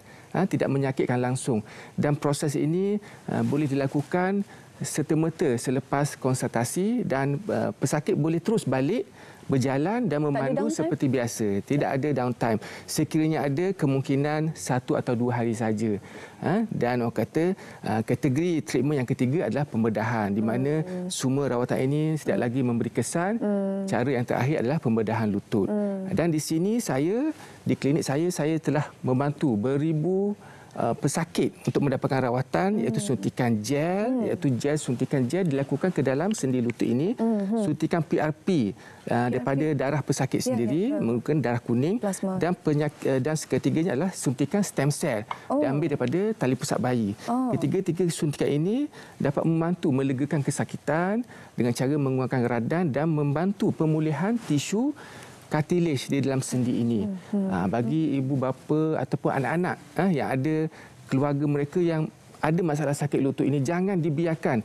Segeralah bawa berjumpa dengan saya. Boleh telefon kami di Klinik Dr. Hasbi di Bandar Puteri Puchong 03-5882-3894 ataupun WhatsApp di nombor 0123433661. InsyaAllah dengan rawatan yang betul dan tepat boleh membantu mengelakkan orang kata sakit ini terus melarat dan menjadikannya kelumpuhan di masa hadapan. InsyaAllah. Setakat ni di klinik doktor sendiri kan, respon mereka, pesakit-pesakit yang mengidap osteoarthritis ni, apa kata mereka? Alhamdulillah, semenjak saya menjalankan rawatan ini, sudah hampir ribuan pesakit yang saya bantu. Kebanyakan pesakit yang datang adalah kategori stage nombor 2 ataupun nombor 3, yang mana mereka mendapat respons yang sangat bagus, feedback yang sangat bagus. Selepas beberapa minggu dan beberapa bulan mendapat rawatan ini, mereka boleh melakukan aktiviti dengan lebih ceria tanpa kesakitan yang mereka alami. Boleh mengurangkan kesakitan dan membantu mereka untuk pulih sepenuhnya. Alhamdulillah. Yalah, sebab kadang-kadang masalah lutut ni bukan berlaku pada mereka yang berusia 40 tahun ke atas ni, muda-muda pun ada juga. Betul. Saya pun kadang ada juga bunyi bila interview doktor ni rasa macam terus takut. Betul. Macam mana nak buat orang kata ujian lah untuk memastikan, ujian kendiri untuk memastikan adakah lutut kita berada dalam keadaan sihat atau tidak? Lutut kita ni sebenarnya boleh terjadi pada mana-mana usia. Saya ada menerima pesakit yang berumur 32 tahun yang mengalami osteoarthritis tahap 4, di mana dia mempunyai sejarah keluarga yang berat, yang tinggi, di mana mak dan adik-beradiknya semua mempunyai sejarah keluarga, dan dia juga melakukan aktiviti sukan yang ekstrim, iaitu hiking, dan juga ada yang melakukan aktiviti bersenam yang intensif, dan ini menyebabkan lutut mereka mendapat wear and tear secara berterusan dan secara teruk dan berat pada tekanan pada lutut mereka. Jadi bagi sesiapa yang ada simptom-simptom tadi, iaitu berbunyi ataupun mula rasa sakit apabila melakukan aktiviti, segeralah datang berjumpa untuk pemeriksaan yang lebih lanjut, kerana ia kemungkinan besar ada mengalami masalah osteoarthritis peringkat awal. Sekiranya kita lakukan rawatan ini di peringkat awal, insya-Allah kita boleh sembuh 100%. Tetapi jika dibiarkan, penyakit ini akan menjadi melarat sehingga menyebabkan kelumpuhan dan tiada pilihan lain selain pembedahan, yang mana kita semua boleh cuba elakkan. Okey, jadi ujian kendiri kat rumah tak adalah kena detect bunyi sakit tu kena nilah. Ya. Kalau untuk yang ada masalah berbunyi ataupun terasa sakit, sebaiknya jumpa dengan doktor untuk melakukan pemeriksaan dan juga ujian X-ray. Bagi mereka yang ada masalah ini, rawatan lain selain suplemen boleh diambil. Suplemen seperti glukosamin ataupun chondroitin juga boleh membantu untuk merawat pada peringkat awal. Tapi sekiranya tidak berjaya, tidak hilang sakitnya, rawatan seterusnya adalah rawatan intraarticular injection. Sebab di mana saya di sini menggunakan kualiti gel yang premium, yang mana kepekatan gel adalah yang paling tinggi. Ia boleh mengurangkan keradangan dan memberi pelinciran pada lutut osteoartritis dan ia akan menyebabkan orang kata lutut menjadi licin dan mengurangkan kesakitan. Tetapi berbeza dengan PRP dengan stem cell di mana ia merangsang untuk pertumbuhan tisu. Dia bukan sahaja untuk memberi pelinciran tetapi ia merangsang pertumbuhan tisu untuk membaik pulih dan kesan luka ini dapat dipulihkan dan menyembuhkan, bukan sahaja untuk membenarkan sakit tetapi oleh menyembuhkan kerosakan pada sendi tulang ataupun sendi rawan tersebut. Okey, baik, anda boleh hubungi talian tertera untuk dapatkan maklumat lanjut bagaimanakah rawatan yang boleh anda dapatkan berkenaan dengan sakit lutut anda ataupun istilah perubatan ini dipanggil sebagai osteoarthritis. Terima kasih pada Dr. Hazmi bersama kita hari ini untuk berkongsi sebanyak info dan juga maklumat pada anda semua berkenaan dengan sakit lutut anda semua. Jadi pastikan anda hubungi talian tertera di bawah ini untuk mendapatkan rawatan yang terkini daripada Dr. Hazmi. Kita ada satu video yang kita nak paparkan untuk anda, sama-sama kita saksikan. Hai, saya Dr. Hazmi. Di sini menyediakan rawatan lutut tanpa pembedahan menggunakan gel, PRP dan stem cell.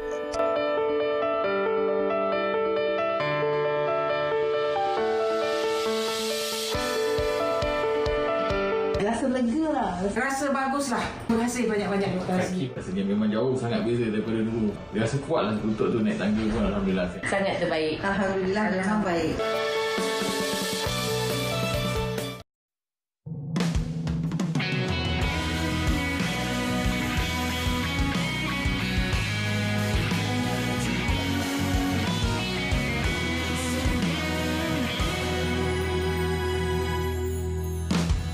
Waktu yang berlari tidak lagi menanti. Zaman beralih arah, data kian bercambah, maklumat lebih terperinci. Dalam dunia data, pangkalan data utama melangkah maju, informasi bermakna dan beri cahaya nyata.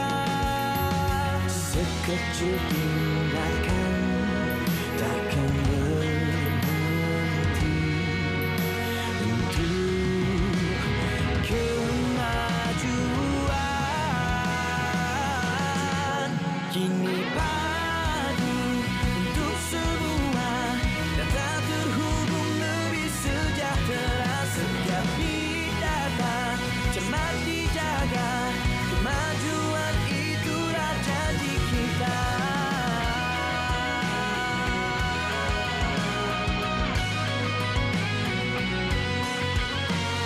Tiada yang tertinggal, taraf ditingkatkan. Dunia di ujung jari, adu data terbaik untuk semua. Sarjana rancangan serta memandu arah. Akses digital kini kian mudah, komprehensif tiada tiris. Sekecil tindakan takkan berhenti untuk kemajuan.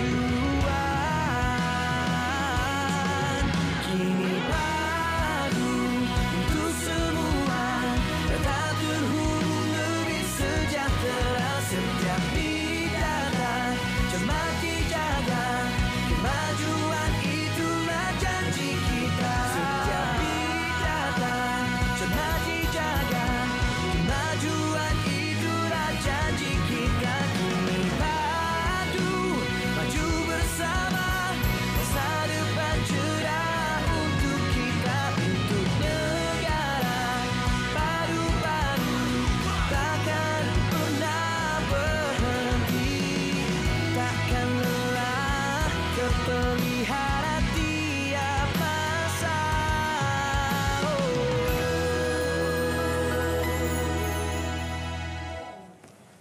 Kembali Kembali bersama kami dalam Selamat Pagi Malaysia dan seterusnya kita akan bawakan perbincangan menarik berkaitan dengan satu program iaitu program Sejahtera Komuniti Madani yang bakal menemui anda tidak lama lagi. Dan bersama kami di studio kita bawakan Ketua Pengarah ICU ke-16 yang baru saja. Tahniah kita ucapkan kepada Dato' Azman kerana telah dilantik sebagai Ketua Pengarah ICU yang ke-16 berkuat kuasa 23 hari bulan Januari yang lalu. Okey, ringkas kita panggil program sebagai Sejati Madani. Ya? Sejati Madani. Jadi saya eloklah kita mulakan pengenalannya terlebih dahulu. Kalau mungkin yang berbagai Datuk boleh kongsikan program ini berbentuk apa dan bila ia akan menemui rakyat Malaysia. Okey, pertama sekali saya ingin mengambil kesempatan untuk ucapkan terima kasih kepada Selamat Pagi Malaysia kerana memberi peluang kepada ICU JPM untuk bersiaran bersama pada pagi ini bagi memberi penjelasan berhubung dengan pelaksanaan program Sejahtera Komuniti Madani, ya, atau singkatannya kita namakan sebagai program Sejati Madani. Ya, sebenarnya program Sejati Madani ini merupakan satu program yang telah diumumkan oleh Yang Amat Berhormat Perdana Menteri semasa pembentangan bajet 2024 pada 13 Oktober yang lalu. Ya, dan program ekonomi madani Sejati Madani lebih merupakan program bagi peningkatan sosial ekonomi rakyat ataupun komuniti setempat. Ya, dan dalam konteks ini kita tengok untuk pelaksanaan ini kerajaan Madani berpandangan bahawa program ini sepatutnya diinitiate atau diilhamkan sendiri oleh masyarakat setempat, kerana kita berpandangan rakyat lebih tahu apa keperluan setempat. Ini merupakan usaha yang kita cuba laksanakan bagi meningkatkan kesejahteraan dan seterusnya meringankan dari segi beban yang sekarang di peringkat bawah hadapilah. Ya. Jadi selalunya kita lihat ICU JPM ini bertindak sebagai penyelia atau pemantau. Tapi dalam melaksanakan program Sejati Madani ini lebih kepada agensi pelaksana. Betul. Bagaimana perbezaan di antara kedua peranan ini dan program Sejati Madani merupakan antara program pertama yang akan dilaksanakan sendiri oleh ICU JPM. Memang benar. Contoh baru-baru ini pun ada juga program yang kita laksanakan sendiri. Contohnya baru ni ada kita buat program membagi tanda sekolah. Yang tu pun kita tapi walau apapun sebenarnya dalam konteks ni kita ada bekerjasama dengan lain-lain agensi lah, bukan kita berseorangan. Ya, dan dalam konteks ni saya selalu suka tegaskan kat sini, we can't work alone.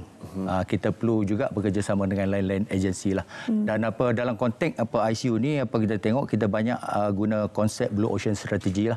Mana kita akan bekerjasama dalam konteks ni.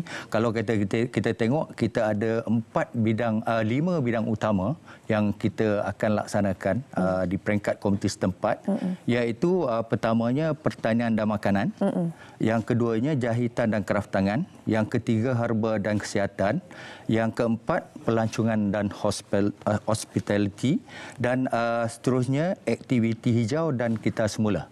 So dalam konteks ni sebenarnya apa yang kita lihat, kita tak boleh bekerja seorangan dan kita perlukan sokongan daripada lain-lain agensi.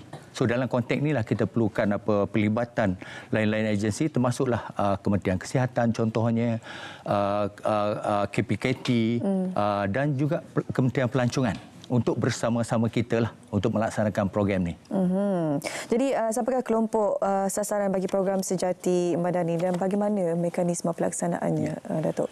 Okey, kita telah mengenal pastilah beberapa komuniti yang kita rasa layak untuk memohon dalam pelaksanaan program ini.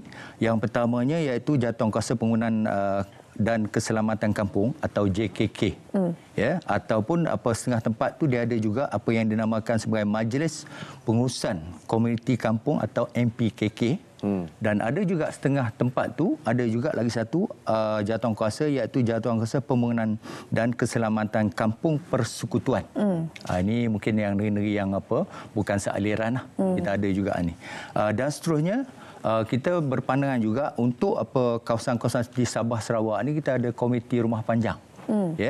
Dan begitu juga untuk kawasan-kawasan pendalaman yang di mana kita ada komiti orang asli, dan kita juga memberi ruang dan peluang daripada komiti-komiti yang mana setengah tu mungkin dia perlu dapat pengesahan daripada pejabat daerah, seumpamanya pejabat residen kalau kata di Sabah Sarawak, dan lain-lain agensi yang boleh mengesahkan bahawa ini merupakan komuniti di peringkat akar umbi yang boleh kita bantukan untuk pelaksanaan program ini.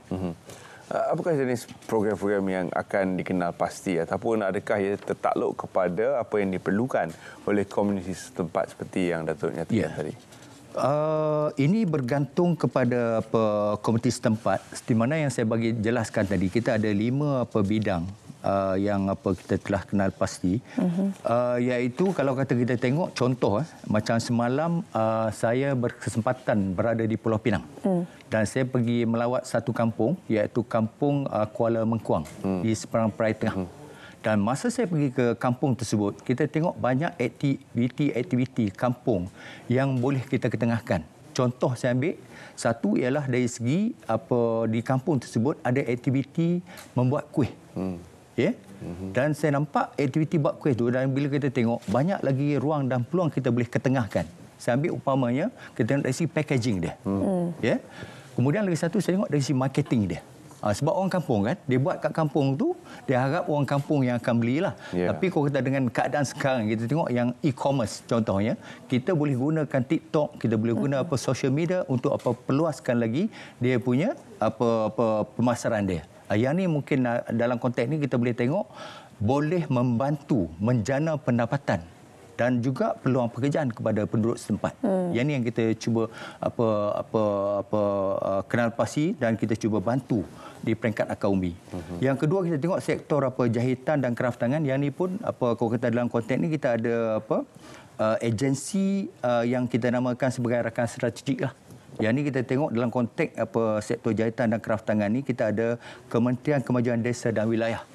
So ini kalau kita bergerak di peringkat akar umbi nanti, kita akan bekerjasama dengan kementerian-kementerian ini dan dia akan beri khidmat nasihat kepada penduduk-penduduk kampung dan juga komuniti setempat lah untuk dia ni. Begitu juga di sektor herba dan kesihatan, kita ada Kementerian Kesihatan. Kemudian sektor pelancongan dan hospitality tadi saya katakan tadi itu Kementerian Pelancongan Seni dan Budaya yang dia akan bantu. Dan macam saya pergi semalam pun saya nampak ada satu peluang dan ruang yang boleh kita ketengahkan iaitu homestay di kampung tersebut. Sebab saya nampak ni, kalau kata homestay ni, kita dekat raya ni, kalau kata besok dah sampai raya ni, saya tengok banyak ni, dia suka stay duduk kat homestay.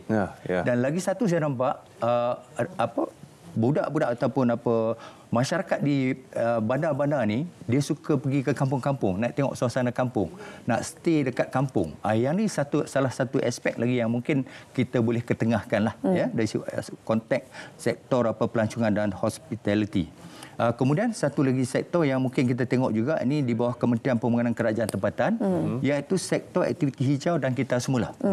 So yang ni cukup menarik saya tengok sebab saya nak berkongsi pengalaman saya tinggal di Pulau Pinang. Di Pulau Pinang dekat rumah saya bersebelahan dengan satu taman. Taman tu dinamakan sebagai Taman Lumba Kuda. Sebab itulah ada race course kat situ. So nama pun taman tu pun dinamakan Taman Lumba Kuda. Dan di taman tu saya tengok ada persatuan Buddhis yang anjurkan tempat pengumpulan kita semula. Dan ramai masyarakat sekitar tu pergi contribute kepada situ. So ini boleh generate income kepada penduduk setempat. So ini sektor-sektor yang kita telah kenal pasti. Dan walau bagaimanapun sekiranya macam saudara Terence cakap tadi, sekiranya ada masyarakat yang dia tahu kat kawasan tak ada tempat lain. So yang tu pun insya-Allah kita boleh timbangkan juga. Persoalannya bagaimana untuk mereka mendapatkan permohonan bantuan-bantuan ini? Okey. Seperti mana yang telah diumumkan oleh Yang Amat Berhormat Perdana Menteri dalam bajet yang lepas, untuk program kali ini dia punya konsep bottom up. Bukan kalau dulu pegawai kerajaan tentukan apa masyarakat perlu tentukan. Sekarang ni bottom up. Dan untuk program ini juga kerajaan telah menyediakan peruntukan sebanyak 1 bilion. Keseluruhan untuk satu Malaysia ni 1 bilion. Dan setiap komuniti ni dia boleh memohon sehingga RM100,000. Wow. Setiap program. Ya. Walaupun yang itu contoh kalau kata satu komuniti ni kata contoh Kuala Mengkuang tadi tu, katakan dia nak involve dalam makanan tadi, kuih itu makanan, ya. Dan juga dia nak tengok dalam homestay tadi. Makna dia boleh kemukakan 2 permohonan, tetapi dengan syarat permohonan itu tak melebihi daripada RM100,000. Faham. Baik, portal di mana mereka boleh mendapatkan maklumat, Datuk?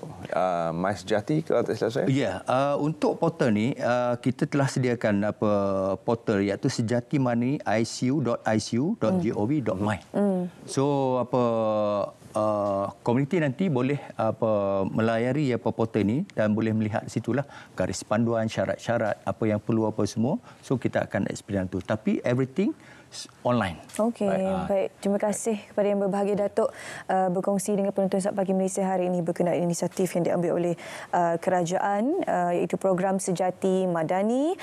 Boleh sama-sama layari ke portal yang dinyatakan untuk mendapatkan maklumat lanjut berkenaan dengan program ini. Baik, kita akan berehat seketika dan kembali bersama anda sebentar saja lagi dalam Saat Pagi Malaysia.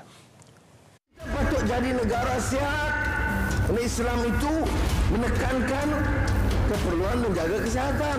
Kami Malaysia nombor 1 dari segi penyakit kerana menelan, menghirup gula berlebihan. Kita perlu lihat bukan hanya gula putih kita ambil ni, tapi kita perlu lihat gula-gula yang tersembunyi. Contohnya kalau kita ambil makanan-makanan bertin, dalam tu dah ada gula dah. Kita ambil pula sos cili, sos tomato dan sebagainya, dalam tu pun dah ada gula. Kita pergi pula dekat kedai nasi kandar, bahkan pula yang berkuah-kuah semua kan, dalam tu pun dah ada gula tambahan.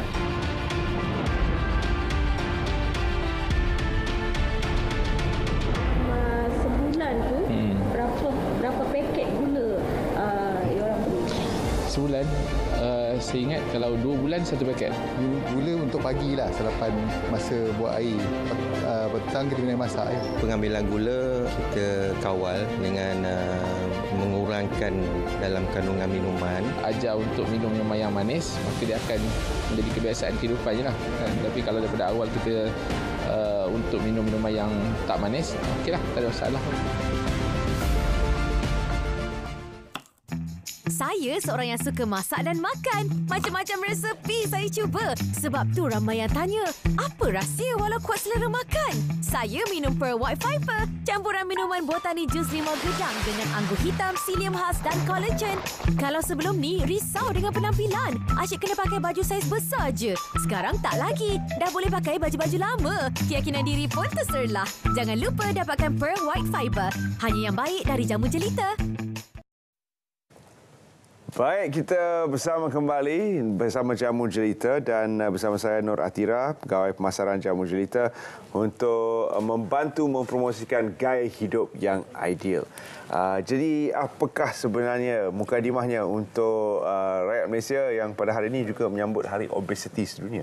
Terima kasih banyak Terence. Assalamualaikum buat semua penonton Selamat Pagi Malaysia. Bersesuaian pula topik kita dengan hari menyambut obesiti hari ini. Okey, ada tak antara anda dekat rumah yang sebenarnya tadi kita tengok ada satu video tadi yang berkaitan minum manis kan? Sebenarnya itu adalah salah satu perkara yang kita rakyat Malaysia atas sendiri pun suka minum manis dan sebenarnya hal itu secara tidak langsung menyumbang kepada masalah kesihatan yang ramai tahu tapi buat tak tahu. Okey, sebelum kita kupas isu tu, okey, hari sebenarnya tak nak cakap. Okey, sebenarnya kita ni dalam keadaan pejam celik, kita dah menunggu waktu untuk menyambut bulan Ramadan dan pasti bagi kita umat Islam kita sangat teruja untuk menyambut bulan Ramadan sebab itu adalah salah satu bulan yang bermakna buat kita dan ada juga pasti di kalangan anda dekat rumah yang menjadikan bulan Ramadan sebagai salah satu bulan untuk kita kawal makan, Terence. Untuk kita kawal makan dan untuk kita dapatkan berat badan ideal. Atira tahu ramai.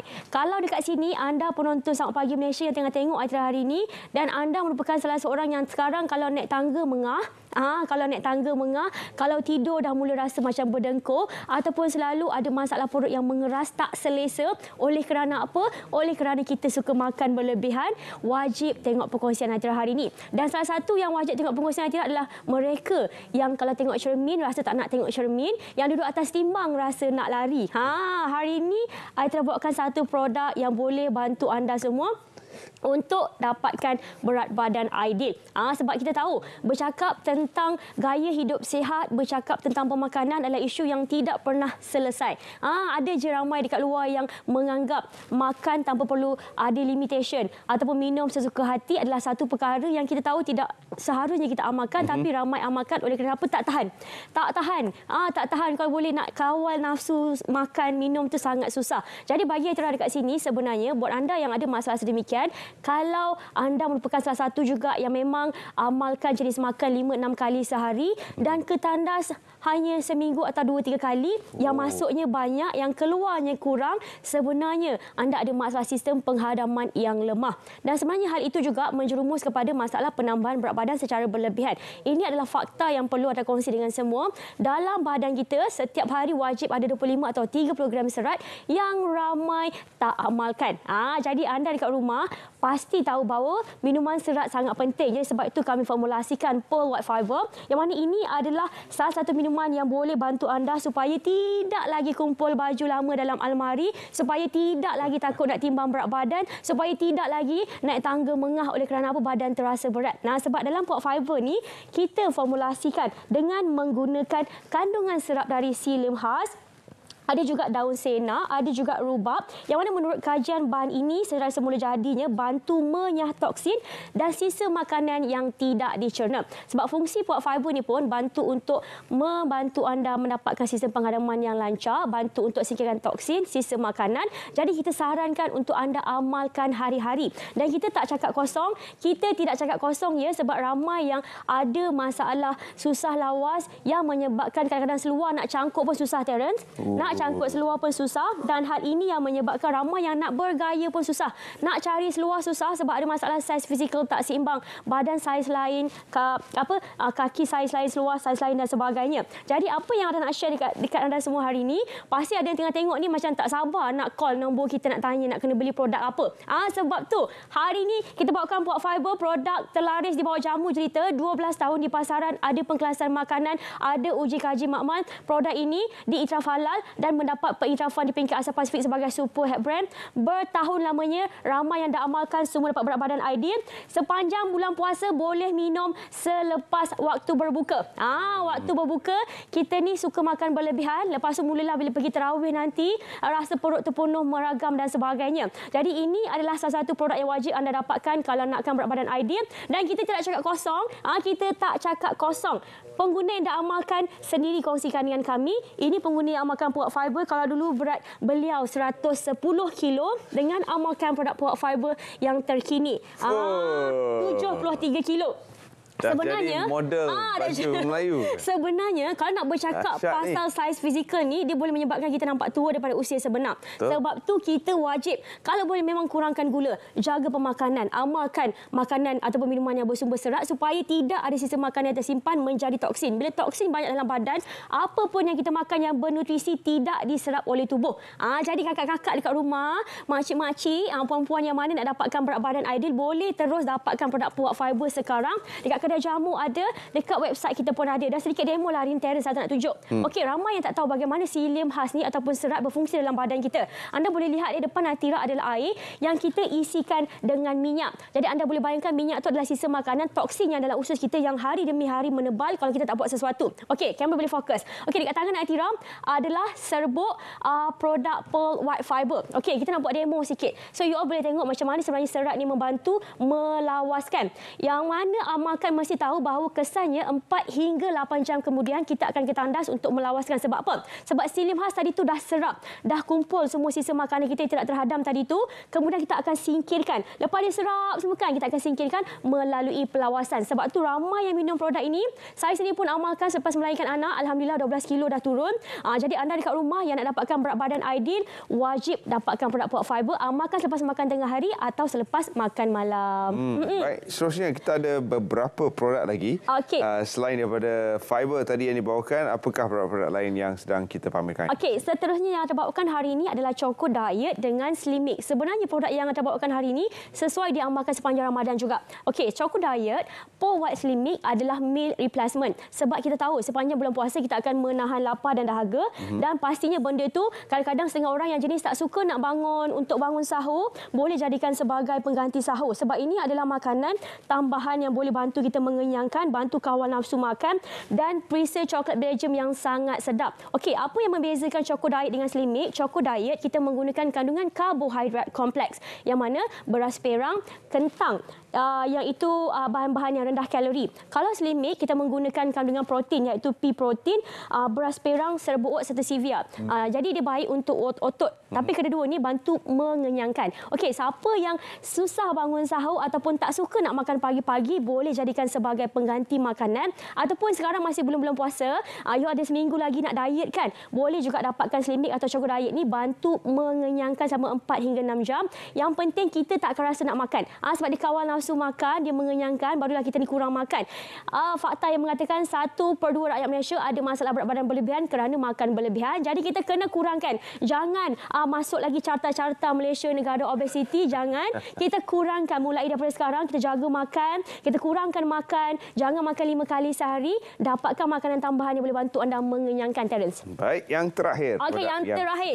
Kopi Perawan. Okey, ini adalah minuman tambahan untuk wanita-wanita yang hebat di luar. Macam Atira sebagai isteri dan ibu, memang Atira orang paling awal bangun, yang paling lewat pun Atira. Sebenarnya bukan Atira saja, ramai lagi wanita-wanita dekat luar tu yang merupakan wanita-wanita hebat. Jadi kita perlukan kopi yang bantu kita aktif, segar dalam pagi kita. Jadi sebenarnya kopi Perawan bukan sekadar macam kopi biasa, tidak. Kita formulasikan kopi Perawan ni supaya badan kita lagi cergas, dan ini juga merupakan kopi yang bukan sekadar kopi macam kita minum dekat luar tu, tidak. Kopi mengandungi herba. Dalam kopi Perawan ada kandungan ashwagandha, sacha inci, ada kandungan biji aprikot, akar serapat dan pelbagai lagi yang bantu untuk mencerdaskan minda, bagus untuk memori supaya bantu lebih fokus, tak mudah mengantuk, sesuai untuk tenaga harian yang berpanjangan. Macam Matra sendiri ada percaya, kalau kita letih orang perempuan, jangan bagi letih. Nanti kunci kereta lupa letak dekat mana. Kat mana letak sokin anak semua lupa. So kita perlukan minuman harian yang boleh bantu bekalkan tenaga, yang mencerdaskan minda, bantu kita lebih fokus. Jadi yang mana nak dapatkan minuman kopi harian, sepanjang proses berpantang pun anda boleh amalkan, anak dara boleh amalkan, wanita berkahwin boleh amalkan, wanita berpantang pun boleh amalkan. Dan kesemua produk ni, Terence, boleh dapatkan dengan stokis kami yang berdaftar di seluruh Malaysia. Dapatkan di website kami www.jombai.my ataupun terus hubungi 1-888-5510 untuk sebarang pertanyaan lanjut. Nak dapatkan secara di TikTok Shop pun boleh. Terus dapatkan di TikTok Shop kami, Jamu Jelita Malaysia. Kita ada promosi yang bakal kita kongsikan untuk anda, terutama yang mana rajin join live. Kita akan live daripada pukul 2 hingga 5 petang setiap hari untuk you all dapatkan harga yang lagi murah. Jadi secara ringkasnya, anda mahukan berat badan ideal, nak bergaya di hari raya, nak dapatkan badan yang ringan supaya mudah bergerak, mudah beraktiviti, perut yang lebih selesa, penghadaman yang lebih lawas, dapatkan produk Pearl White Fiber berharga RM38.90. Berat 70 kg ke atas amalkan 2 kali sehari, 70 kg ke bawah amalkan sehari sekali. Choco Diet meal replacement berharga RM38.90. Slim Mix pun sama, meal replacement. Ini kandungan tinggi protein, berharga RM39.90. Kopi Perawan versi seceh, mudah untuk bawa ke mana-mana, masuk saja dalam beg nak minum, berharga RM34.90. Kesemua produk ni jangan lupa dapatkan di website kami dan pembelian di toko-toko jamu seluruh Malaysia. Terima kasih Natira kerana sudi bersama kami dalam Selamat Pagi Malaysia untuk berkongsi tentang produk-produk yang sungguh unik dan menarik ini. Dapatkannya di nombor dan juga laman-laman sesawan yang tertera di skrin anda pada ketika ini. Kita akan berehat seketika dan kembali bersama anda dalam Selamat Pagi Malaysia.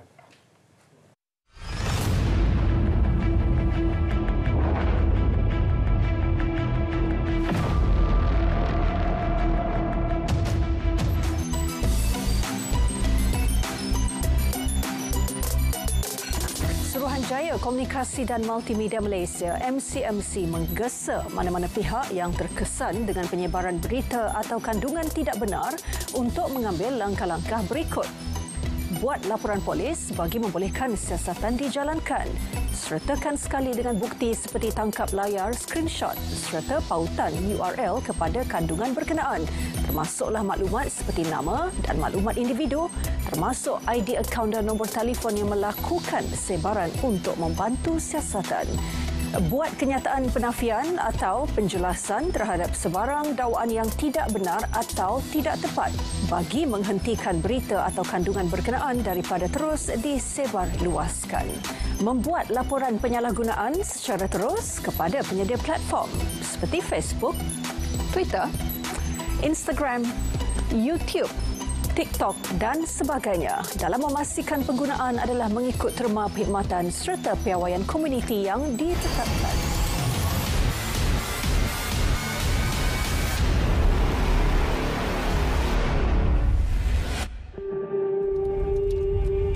Kakak, jangan buat macam tu. Kenapa? Kan ayah ada bagi tahu dulu, tak baik buang sampah merata-rata. Berdosa tau.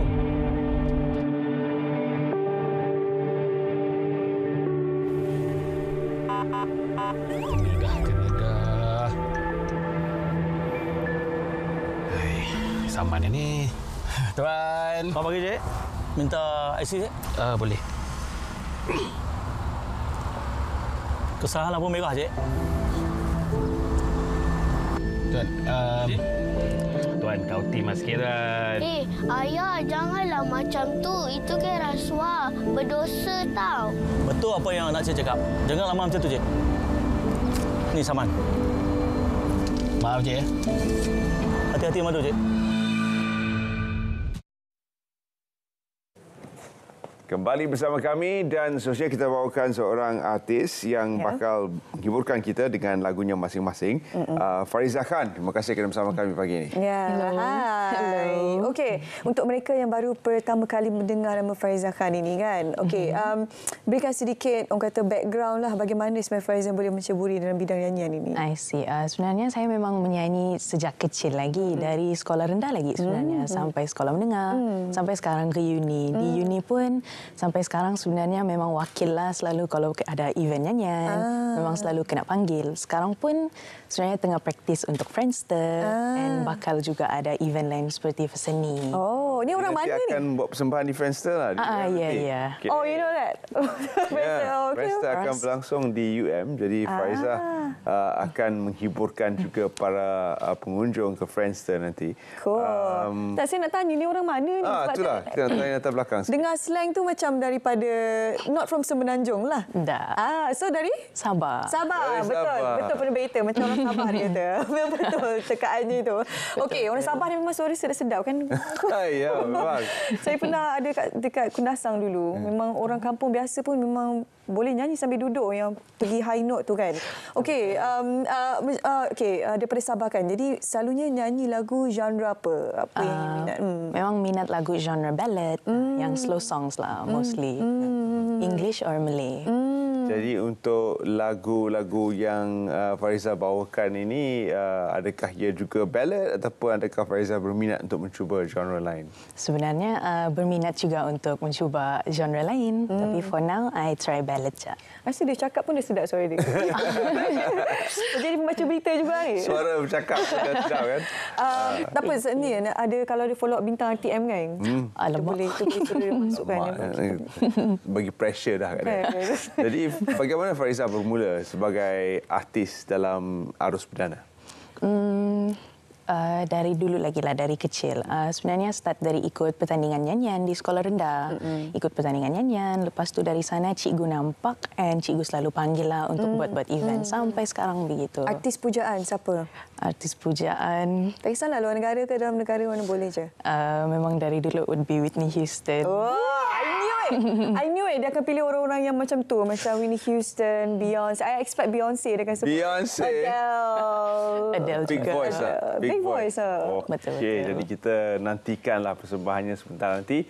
Tapi untuk anda yang baru saja mendengar nama Farizah Khan, di mana untuk penonton-penonton Sahabat Pagi Malaysia lebih mengenali anda? Laman media sosial mana yang jadi pilihan? Instagram lah. Instagram Fariza_Khan. Okey, ejaan Fariza tu betul tak ni? Ya. Instagram ni. FAREEZAH. Khan.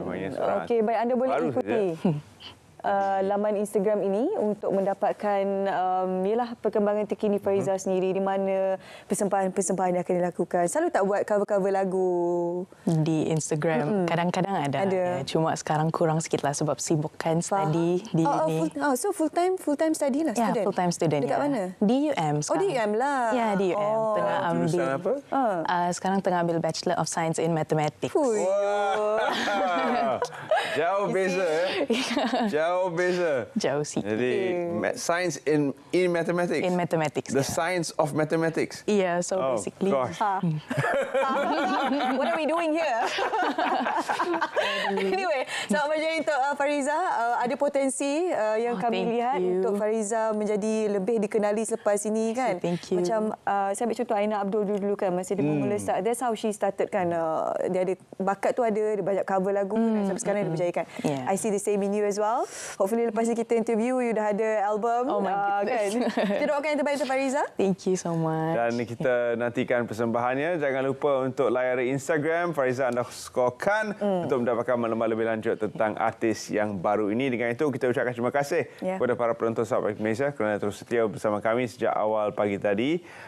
Dan jangan lepaskan peluang untuk bersama-sama dengan rakan-rakan muda kita di Friendster yang akan menemui anda tidak lama lagi di kawasan Lembah Pantai. Okey, baik.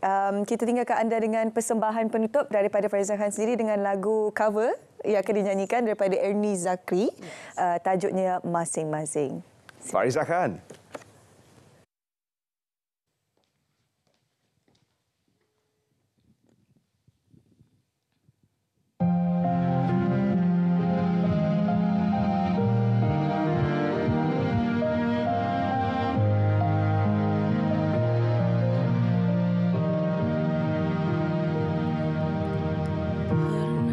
Sayang itu pernah secinta